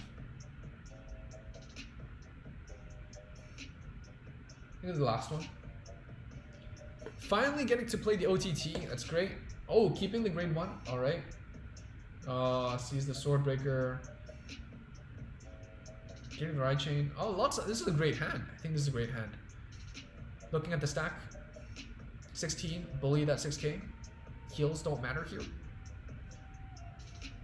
Setting up the board. 14, okay. You know, maybe I would have just gotten rid of the booster, because OTT does need the boosters to actually get the Tom to actually shoot the final shot, right? But decides to push instead. Push face. If you're planning to attack rearguard, why even commit the Dormit so early, bro? I don't understand. Super confusing. Missed the right chain. That grade 2 can actually plus. Heal is great. Yeah, Narissa's healing left and right, yo. Call for PG or something. No, call for grade 3. Gladiator, I actually won one of my rounds because I called someone's bluff and didn't ban their Pale Moon.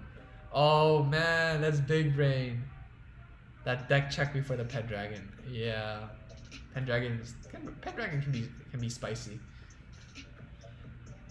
Missing. Wow, another heal. That's not nice. Why at this point, you know, Swordbreaker and then call something on top of it? I don't know. So last one, draw one. Cool, I guess. Do you ride? I guess you ride the Secretary Angel at this point, or you just wait. I guess you ride. Yeah, because you're already ahead damage. Like, if you know your stack well enough at this point, I think you could. But I don't know. I wouldn't have rode. But if you know the stack, like all the Tsukuyomi's grade 3s are at the bottom, then you might as well ride. But here you have 2 PGs. The rest is checking the stack. Stand trigger doesn't matter here. Gets pushed to 5. Oh, could matter. If they don't hit a trigger, then that's it. Yeah, that's it. So that's what you get for a Swordbreaker. That's 3 PGs. What are you gonna do with that? Really? What are you gonna do with that? Yeah, draw trigger. That's great, but what are you gonna do with that? You don't die, but you can't win, right?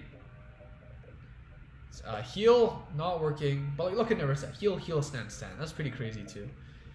Don't know if that's a stack or that's just sack, but you know it is what it is. But yeah, this is stand. Okay, trigger, push for PG, and this is make or break. So let's see what Narissa can pull off here. Do they know their stack well enough? So yeah, I think there's a lot of triggers left. Let's see. Heal. Is that enough? Drag ruler. I think that's game for Narissa. Unfortunately. Oh wait, no. Opponent decked out. No way. No way. Wow. Wow. I didn't even notice. Oh wow, that's crazy. I think it's a different player than the one I played, but another stand trigger in Revengers is super interesting. Get 0-4-22. Oddly enough, only your Pale Moon got banned 3 times. Really, that's interesting. I think another thing is also knowing the community. Like if you know the people, and you know what they're usually playing, then you can call the bluffs better, right? So well played Narissa for stalling it out just long enough for the deck out. And let's see. Let's get the ride chain off.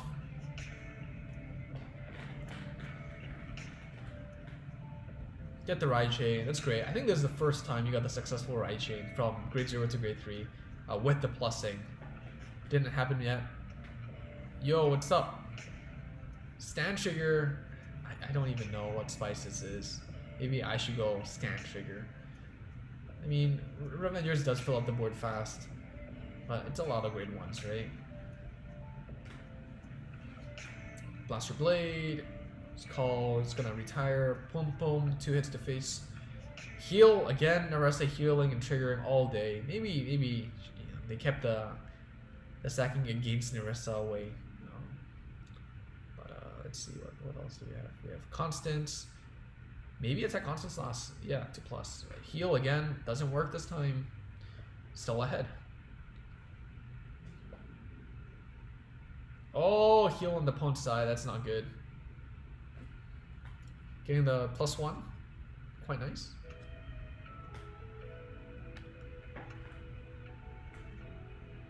The drag ruler deal 1 damage, I guess. Stand trigger.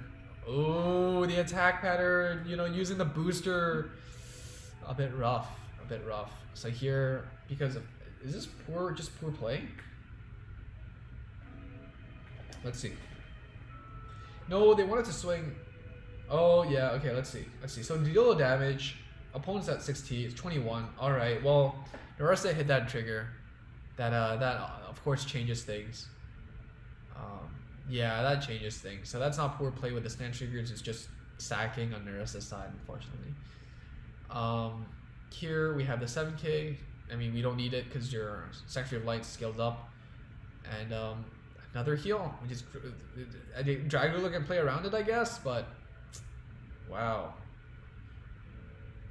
Healing, I don't know how many times throughout your games. I wish that was me. I think that's basically it. Yeah, so that's it. Let's see if I have any other people send me games. Let's see. Philia. That's a lot of games. I don't know if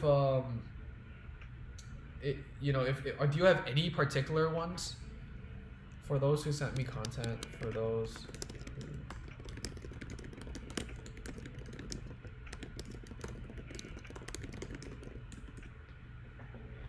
It's a lot of games.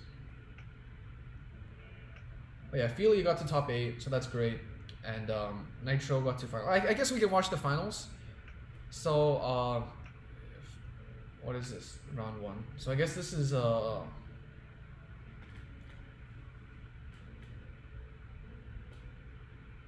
loading.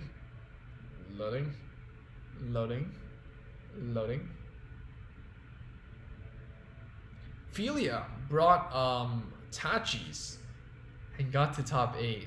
So I hope everyone can give Philia a round of applause for doing that. That's an insane achievement. I think you're probably playing Tachis every single game, right? So that's pretty crazy. So I guess let's see. My browser does not support full screen. That's ridiculous. I'll see if I can pull it out on my computer. I guess we can watch. Which one is? All right, it's the same situation. Let me pull it out on my computer, real quick.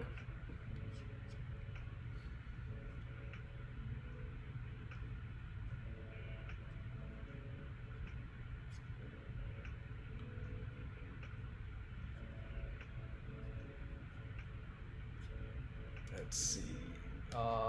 Round 2, round 3, round 4, round 7, round 8, top 8. Ooh, let's watch top 8. I think one of your matches was on stream, and we're cheering for you. So, unfortunately, it won't. It's so tiny. I can't, cause it was a computer recording. This is a bit rough. It's a bit rough. Let's see what we can do. Let's do this. Can you guys see? Yeah. All right. I think this is the best we can do with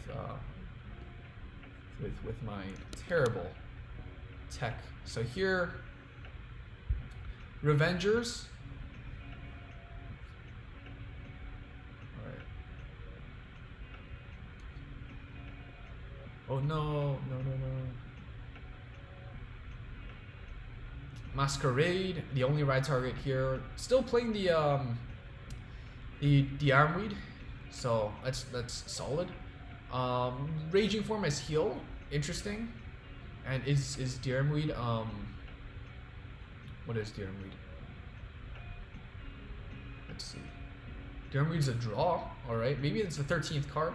I have to check out your list, but yeah, I think the Mordred. So you can see Philia is playing super calmly, playing slowly, taking their time. I think that's a huge difference, right? Like, honestly, for me in Prestige, we're playing a lot more panicky, making moves super fast. Philia is taking it slow, making sure, and I think that's also an attribute of a good player. You know, just gotta think things through. Swordbreaker draw 2 is great.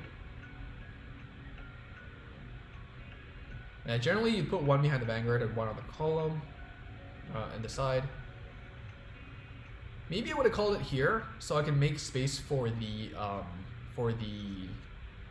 Tartu or the manas. 16k also hits numbers, so maybe I would have done that, but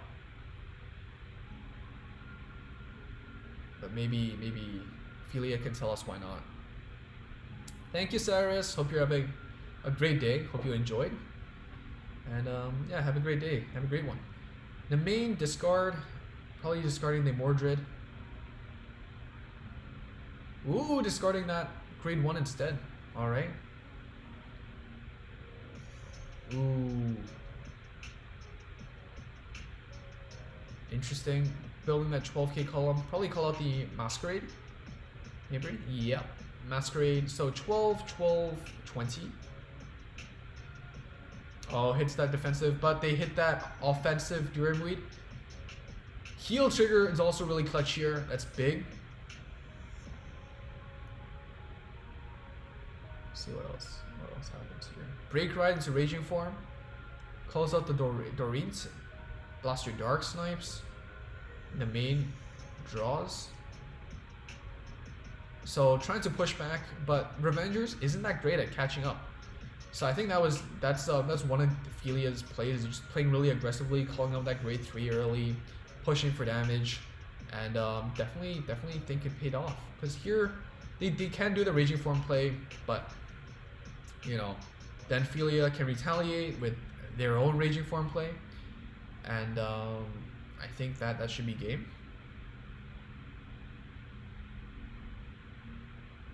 Ooh, losing that Blaster Dark does hurt. Losing one Break Ride option. Oh, Mordred into Mordred. Interesting. Maybe saving it. Maybe saving that Raging Form for next turn. Ooh, I wouldn't have the patience for that, honestly. Dorit 14, 21. Retire. Yeah. I don't know. I wouldn't be confident with just 2 intercepts and 2 PGs, because if they do have the food for Raging Form, and I mean if they do have a Doreen, then it could be over. And I hope that's not the case. Draw trigger, still can pass. Don't think they've asked for a PG yet, so this is the first one. So yeah, that's the first PG. If they have a Doreen into Blaster Dark, it could be over for Philia. Dorint into, and unfortunately it's the Dorint into Blaster Dark. That's rough. Yeah, I feel like personally I would have Raging Formed early. Have to go for game. You have a dead Deerbreed yourself. Just gobble it up and spit it out, you know. So a lot of these players are preferring the Deerbreed over the Drag Ruler. The people that are performing better, I'd say. So yeah, having the food for a Raging Form, I think. Yeah, I personally would have went for the Raging Form play, but there's got to be a lot of pressure. And here rearguard, Vanguard, and then hits the 21k, hits over that heal. I think Philia thinks they believe in the deck too much.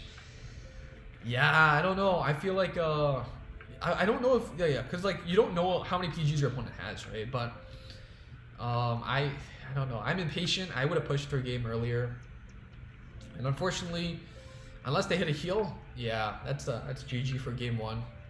I do like Ren in the suit though. Looks quite good looking. Let's go to the second game 2. All right.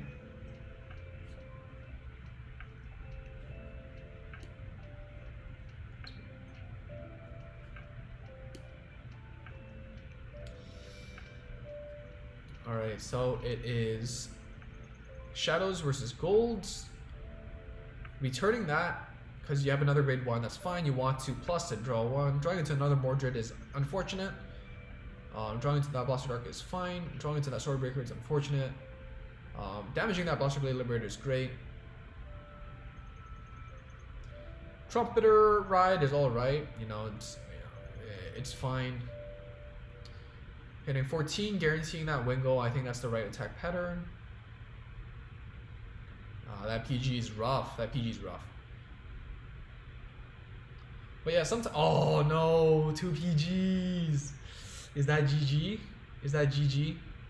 I don't think it's a retire. I think it's the main. You have to try to dish that Swordbreaker. It's a dead card. It doesn't have Revenger name. Can't be food. Not really good at all. Calling this out, I guess it's fine. I personally would call it Doreen as bait. I do want to keep the Dogo to at least Swordbreaker once. But another main maybe to draw. But no, gonna save it. Give 2 damage. A bit risky here because with the Doreen's opponent's Monster Blade Liberator can just snipe it. But if they know your list, you know, you're probably playing 2 Swordbreakers, and you know, just Superior calling 1 Swordbreaker isn't that much value, so maybe it's not a great retire option. But again, you have Balin, and you have infinite ways to cycle Blaster Blade Liberator.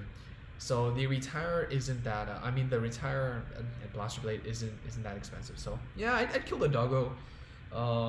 Maybe the Durant is more value, but at this point in the game when I don't have PG, I would value it more. And so I definitely value the draw. And I would sack the. I would use the Dorian bait and see. Oh, we did damage check into the Starbreaker. That's unfortunate. Draw trigger to Masquerade. So they have intercepts for days. Ophelia does, and the Blaster Dark Revengers, but not going so good. I mean, you can punish. You can go face, try to put 2/4, or you can get rid of the Balin. Going for the Balin play. I think this is the safer one. But opponent does have two open counterblasts. So the main ditching the Swordbreaker, I think is pretty standard. Draw a Raging Form. Ooh, not Drag Ruler at 1. Another Raging Form. Oh, we see that heal. That's great. You know, we saw that draw, and then another draw. Raging Form, but thankfully Ophelia did check that heal. Raging Form, swing, push to 3, control the damage. Don't give them the Break Ride. I think that's important.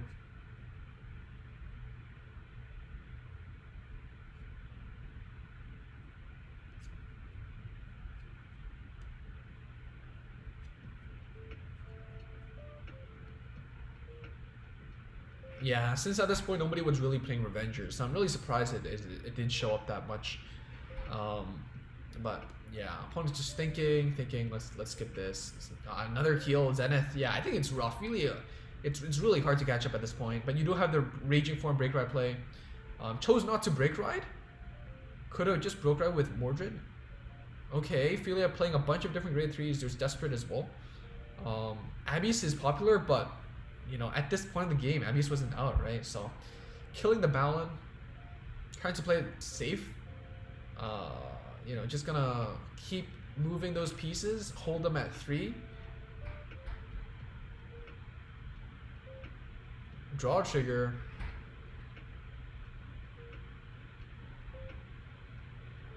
So yeah, draw trigger there.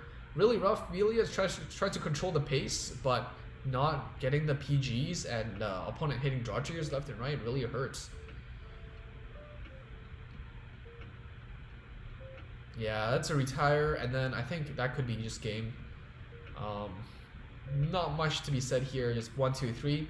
No PG, unless Ophelia hits a trigger, it's over. Draw trigger, yeah, add salt to the wounds. No heal trigger, and it's over. Heal trigger, gets the Raging Form, gets lucky with that one. Gets saved by the last spell. Alright, so Ophelia has to win on this turn. It has to be a Raging Form turn. Unless they went for the Desperate Drive, a Desperate Dragon. Yeah, it has to be a Raging Form turn. There's no way it's not. Blaster Dart, I think this is a no-brainer as well. Chronic X. Hope you sleep well. Thank you for tuning in. All right, Desperate. You know, gotta eat and go push for game. There's nothing else you can do. Even retire the Blaster Dark booster, the Dorint, because you'd rather have the booster to actually scale up and hit those numbers. 21, calling for 2 PGs here. Does the Liberator player have 2 PGs?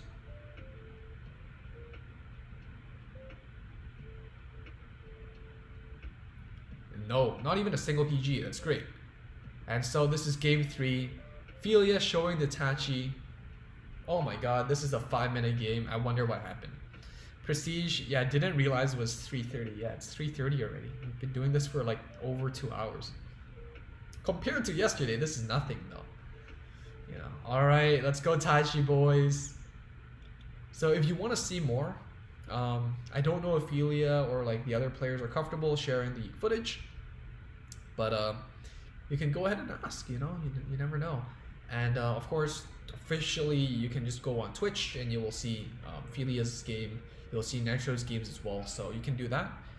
But I'm not comfortable using Twitch footage, so Yeah, here we go. Ancient Dragons with the self-damagers. Playing this as the heal. Interesting. This is just I think it's just generating power. 11k, saving the Ancient Dragon for later. Super spicy Tachi. Gold's just doing the standard thing. Hitting, guaranteeing. 9+3. Alright. Call this out, use the skill, hit 9k. A little super rough, having 2 heals and no intercepts in their hand. So this game could go south real fast. Draw trigger is great. And I was gonna say until you draw a heal, and I didn't even get those words out of my mouth. I'm so sorry, but they did get to return that heal from the damage check because of the self damager, which is great. Get another heal life definitely could help. Opponent did check a heal and draw trigger, so that's pushed to 5. I don't really know what you can do at this point. Yeah, I really don't know what you can do, Ophelia. I'm just so sorry. Played really well, and honestly, sometimes that's all you can do. So, just gotta call, retire, attack, retire. You know, get another attacker. So attack, attack.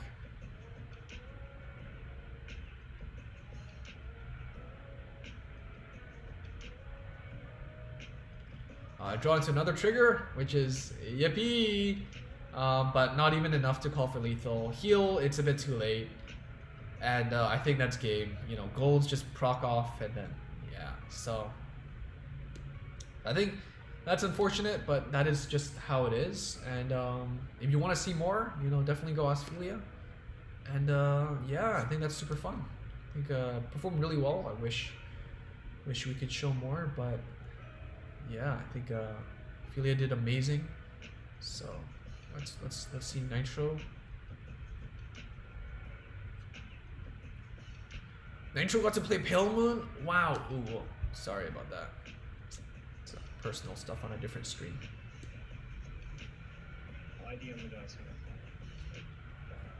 Is someone speaking? Ooh, we get to see. So no, it's Gold versus Link Joker. Note that Nitro doesn't. Oh, this is. Yeah, it's the opponent's point of view.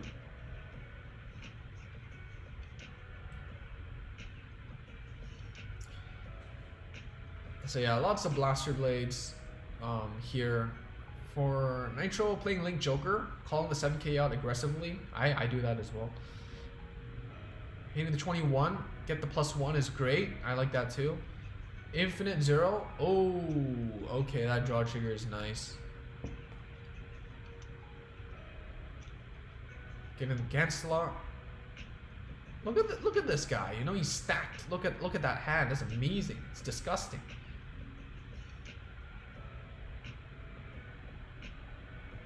I don't know about keeping that grade 3 in the front row, man. I don't know. I just, you know, call it a scrad and call it a day. Swing to rear guard. Is that a misclick? Wait.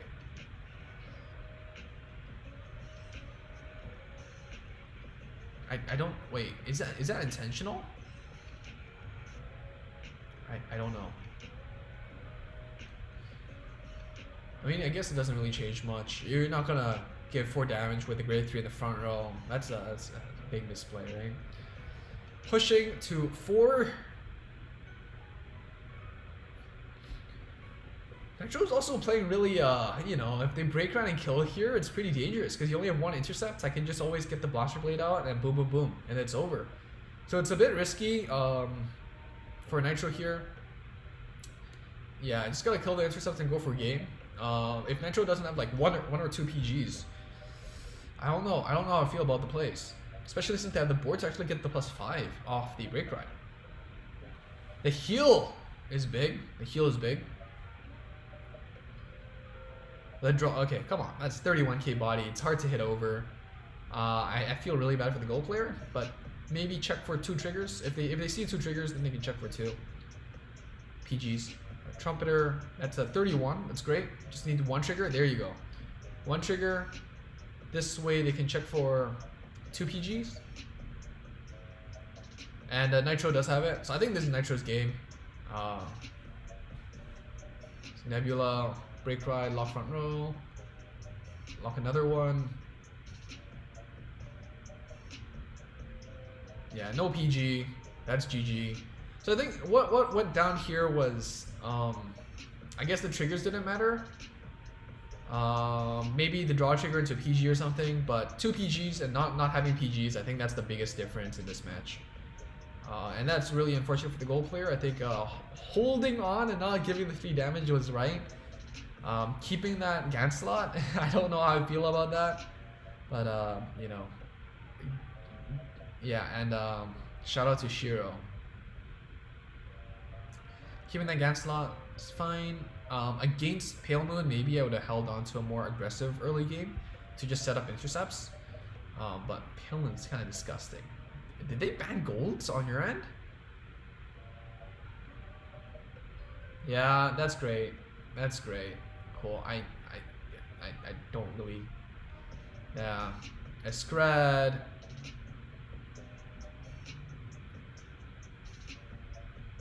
You don't need this, do you? Just call it here. Why not call it here? I mean, are you banking on seeing like a Blaster Blade?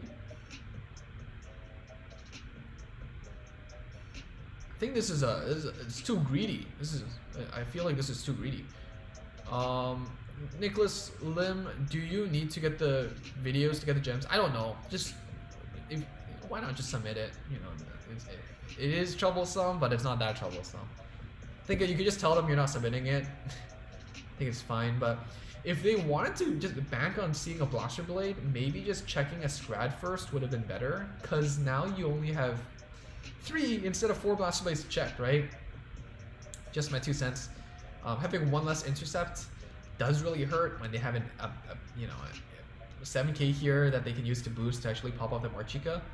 I found the Marchica. Anna calls out Marchica. Oh my god. Oh my god. Zelma into Marchica. No, not even Marchica.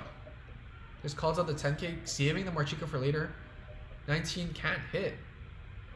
Defensive is still working. Unfortunately, Nitro, I am rooting for the gold player. I don't like Pale Moon. I'm so sorry.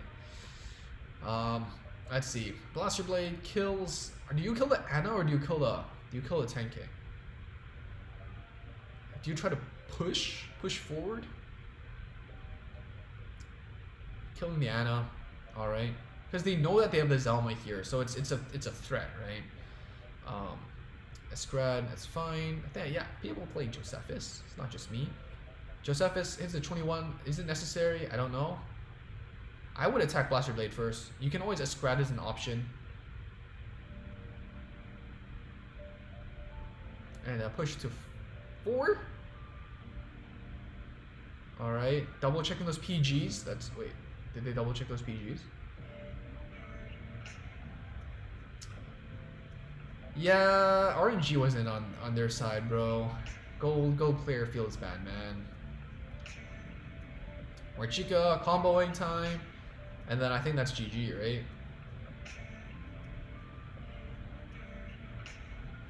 Yeah, that heal is great.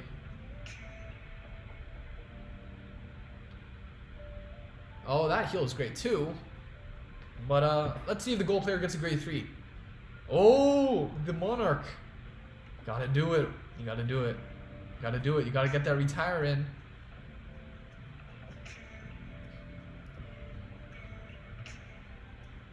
Unfortunately not LB5, so maybe the heal wasn't in their favor. But you know, you gotta get that retire in. Either kill that Anna or do something. Don't give them the counterblast. Not even using it. Alright, interesting. Interesting.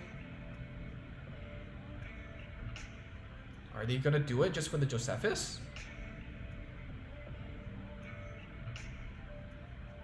Are they gonna gamble on RNG? Probably not, right? I'm gonna call it the Estrad and just recall the Estrad. Yeah. Alright, Alfred, just for the sake of that Josephus, draw 1.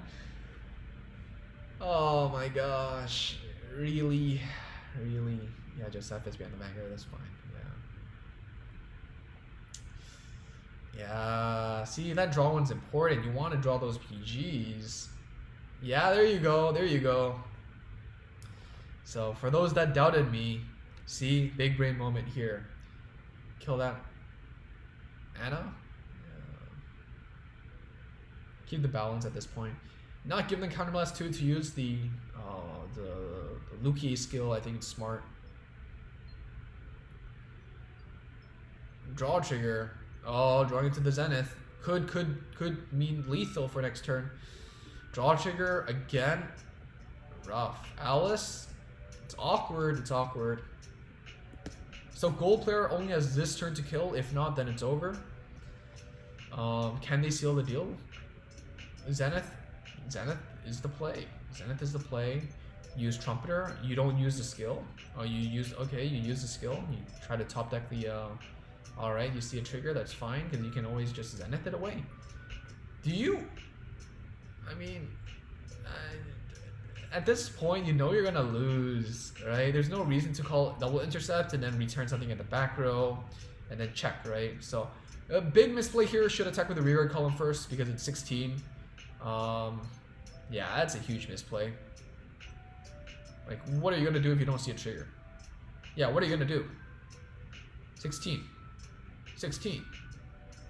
Bro.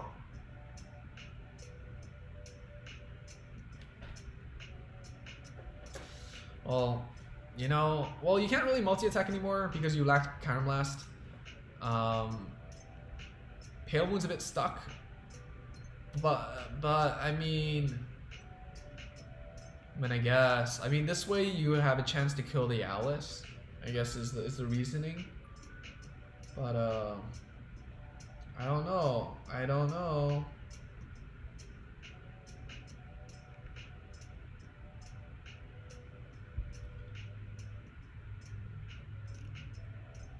But yeah, I don't know. I don't know. Yeah, got lucky. Gold got lucky with that.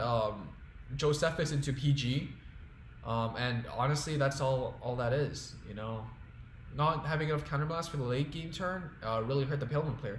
But the Pale Moon did get the PG, and that's it. Oh, the heal! Oh wow, that's crazy. Is that the last heal? No, it's the second last heal. One trigger to rule them all, and that's game. That's game. So, yeah. All right, man. I don't know. I think that's game. That's game. All right, let's see one more player's content. We have JT Presh, who brought Mega Colony, but I do need access. Let me tell JT Presh. I need access. I need access. Add him as friend. Wow, can't believe you never added me as a friend, bro. I feel so offended.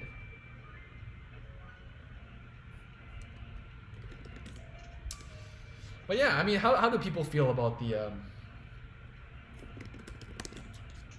tournament overall? Maybe we can go check out some lists real quick. I mean, the winner is Mushi, right? Mushi.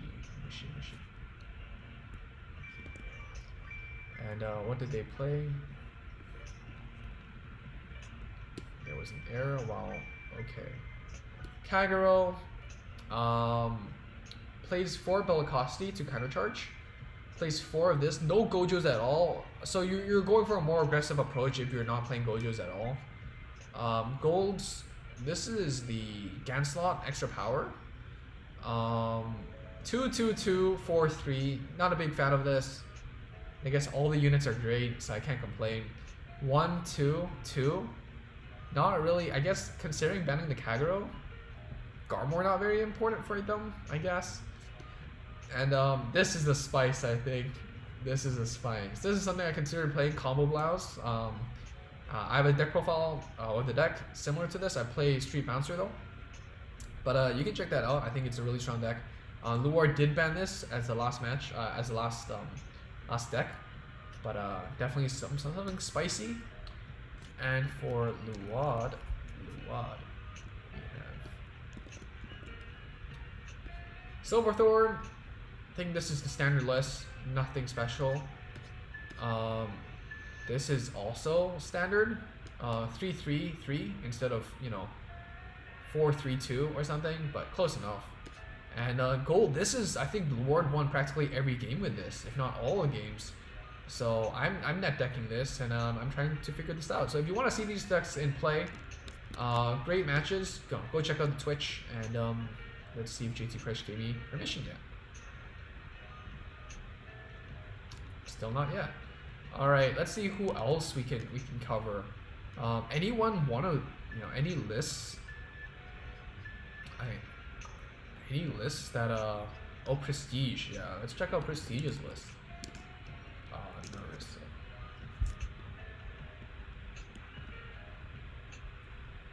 So this is the list. Sanctuary of Light. Sorry, move this over a bit.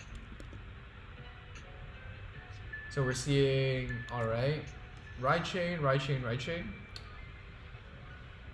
3 Richards, 2 Lians, because you're superior calling more often. 2 Gallatin instead of the Blaster Blade Spirit. And play this instead of the Sanctuary of Light ones. So this is interesting. I think it does give you more explosiveness near the end game, gives you extra trip in exchange for the LJ matchup and consistency. But as you've seen, not a lot of LJ in the meta game, so I think it's a pretty smart choice. Kagero, this is Rebirth, so obviously you still play your, I think this is pretty close to what I have. I played more of these, I think.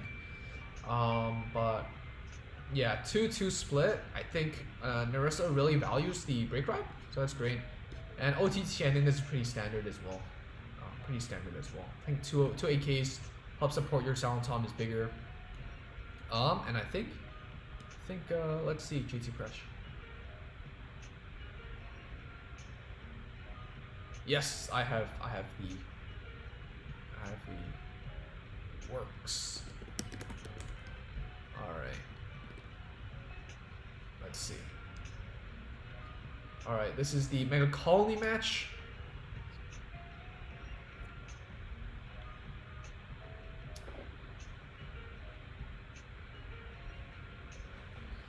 Rides the Machine Mosquito. I think Mosquito is the better soul charge option. You should play 2 of these.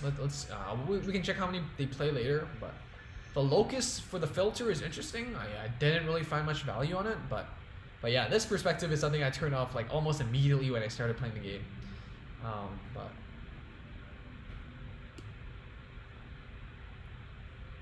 let's see. Is this a Rebirth player? Pulling out 12, 17. Oh, it's not lagging. It's lagging a bit. Sorry about that.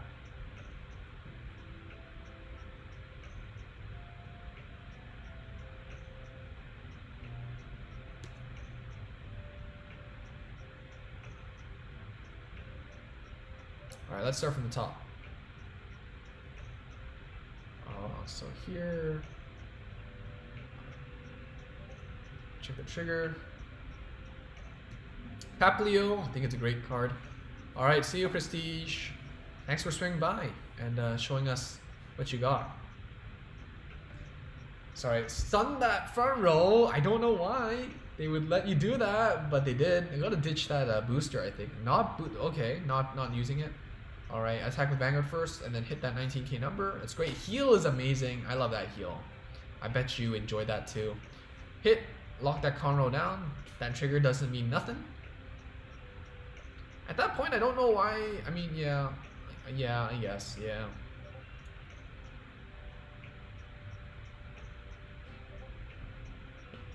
And then Stricken gets locked in this turn. I don't know if I'd commit because I don't even get the counter charge on hit with the attacking into the rear guard. So don't know if I'd do that, but PG.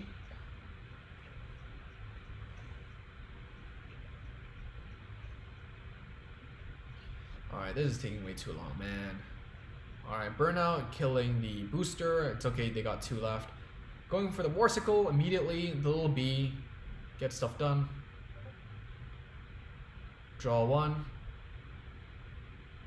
And then, let's see.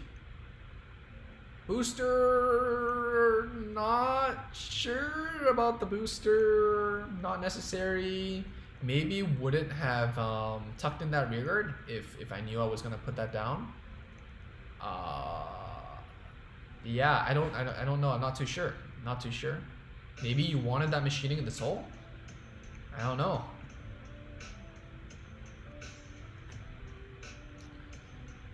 The end onto strike in.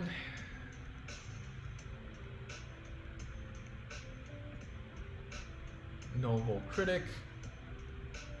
Don't have the counter blast to actually restand, so it's great. Warsicle. Oh, is it called Warsicle? Losing that PG sucks, especially not having any P. Oh, drawing into that PG, that's great. Alright, Papilio keeps stunning that grade 1. Not letting it breathe at all. 12k hits. Soul Charge 1. Unfortunately, that's a trigger. That's just part of the game. Name of the game. Hitting rearguard first means you can't see the heals, and so far we've only seen like 1 heal, right? So hopefully we don't see a heal here. That's fine. Pushing to 5. That is a draw trigger.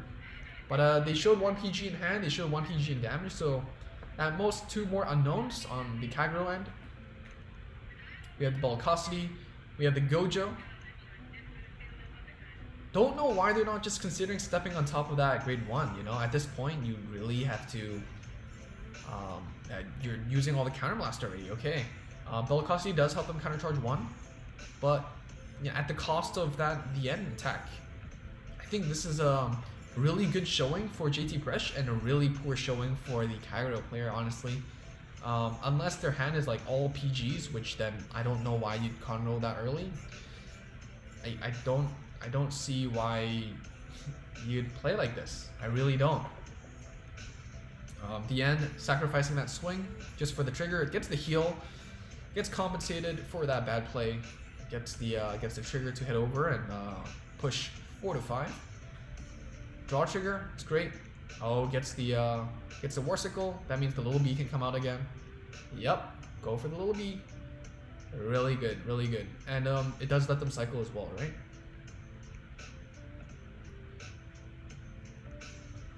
Yeah, let them cycle away the dead cards.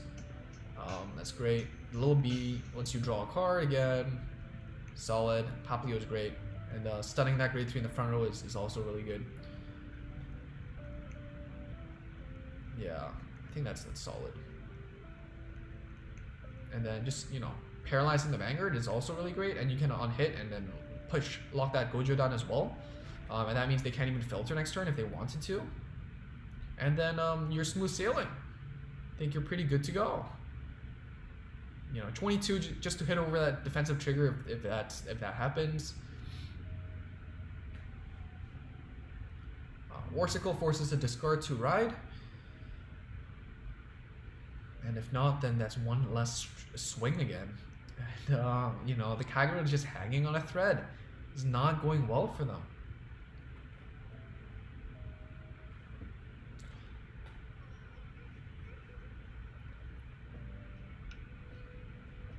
Thinking.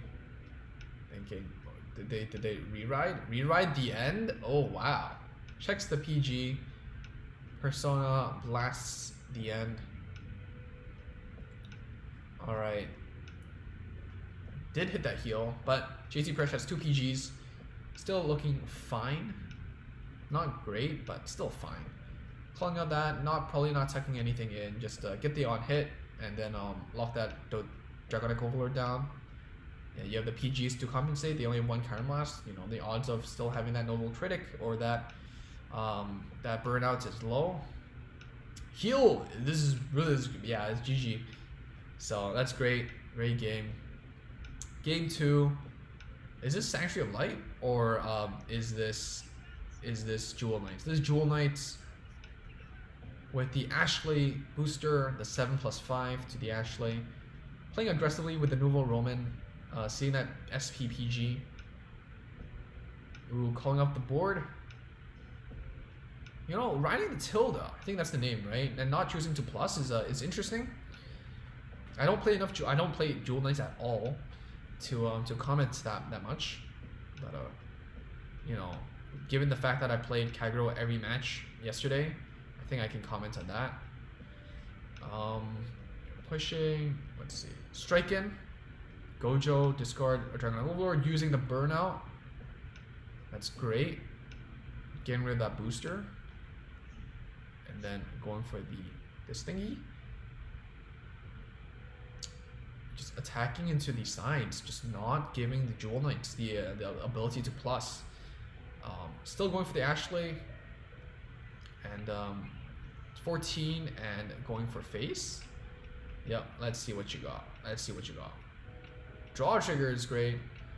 Seeing a nice mix of triggers, I mean grade 3s, you know, there's no Ashley reverse in sight yet though. I think it's a great card, but if they choose to play the gap slot, then there's no reason to play Ashley reverse and Salome, I guess.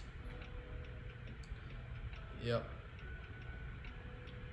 Pushing to 4, losing a PG but seeing a heal, that could be big. Alright. This is not a break right turn yet. I don't even know if that heal is a good thing or a bad thing for JT Presh. I really don't know. Do you want to filter? I guess so. I guess the 7K can still hit something if anything goes wrong. And 7K still hits 7K on the left side. Not going to disturb the other column because it's stuck, right?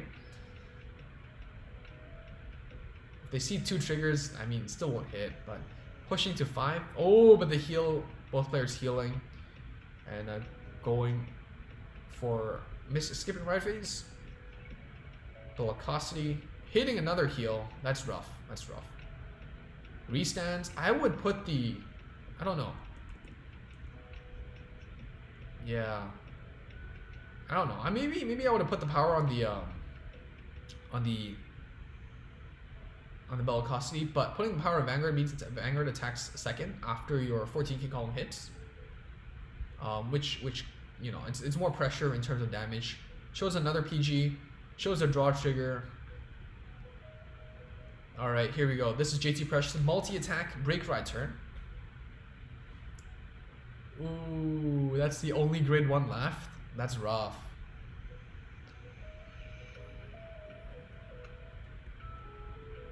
Seven. Draw trigger. Ooh, push to 5. You do get the multi-attack. Salome. Haven't seen a single one of those in a while. But you have 2 12K beaters. And they also work as 12K interceptors, so that's great. And unfortunately, our opponent does have a PG. The question is, do they have a retire? If they do, then JT Bresh only has 1 heal left to actually make it out of this turn alive. If they don't, then I think JT Fresh has it in the bag. You know, unfortunately, they do have the Overlord, and I think that is game. Yeah, that is game. Wait a second. Why is there a game 4? Is this against someone else?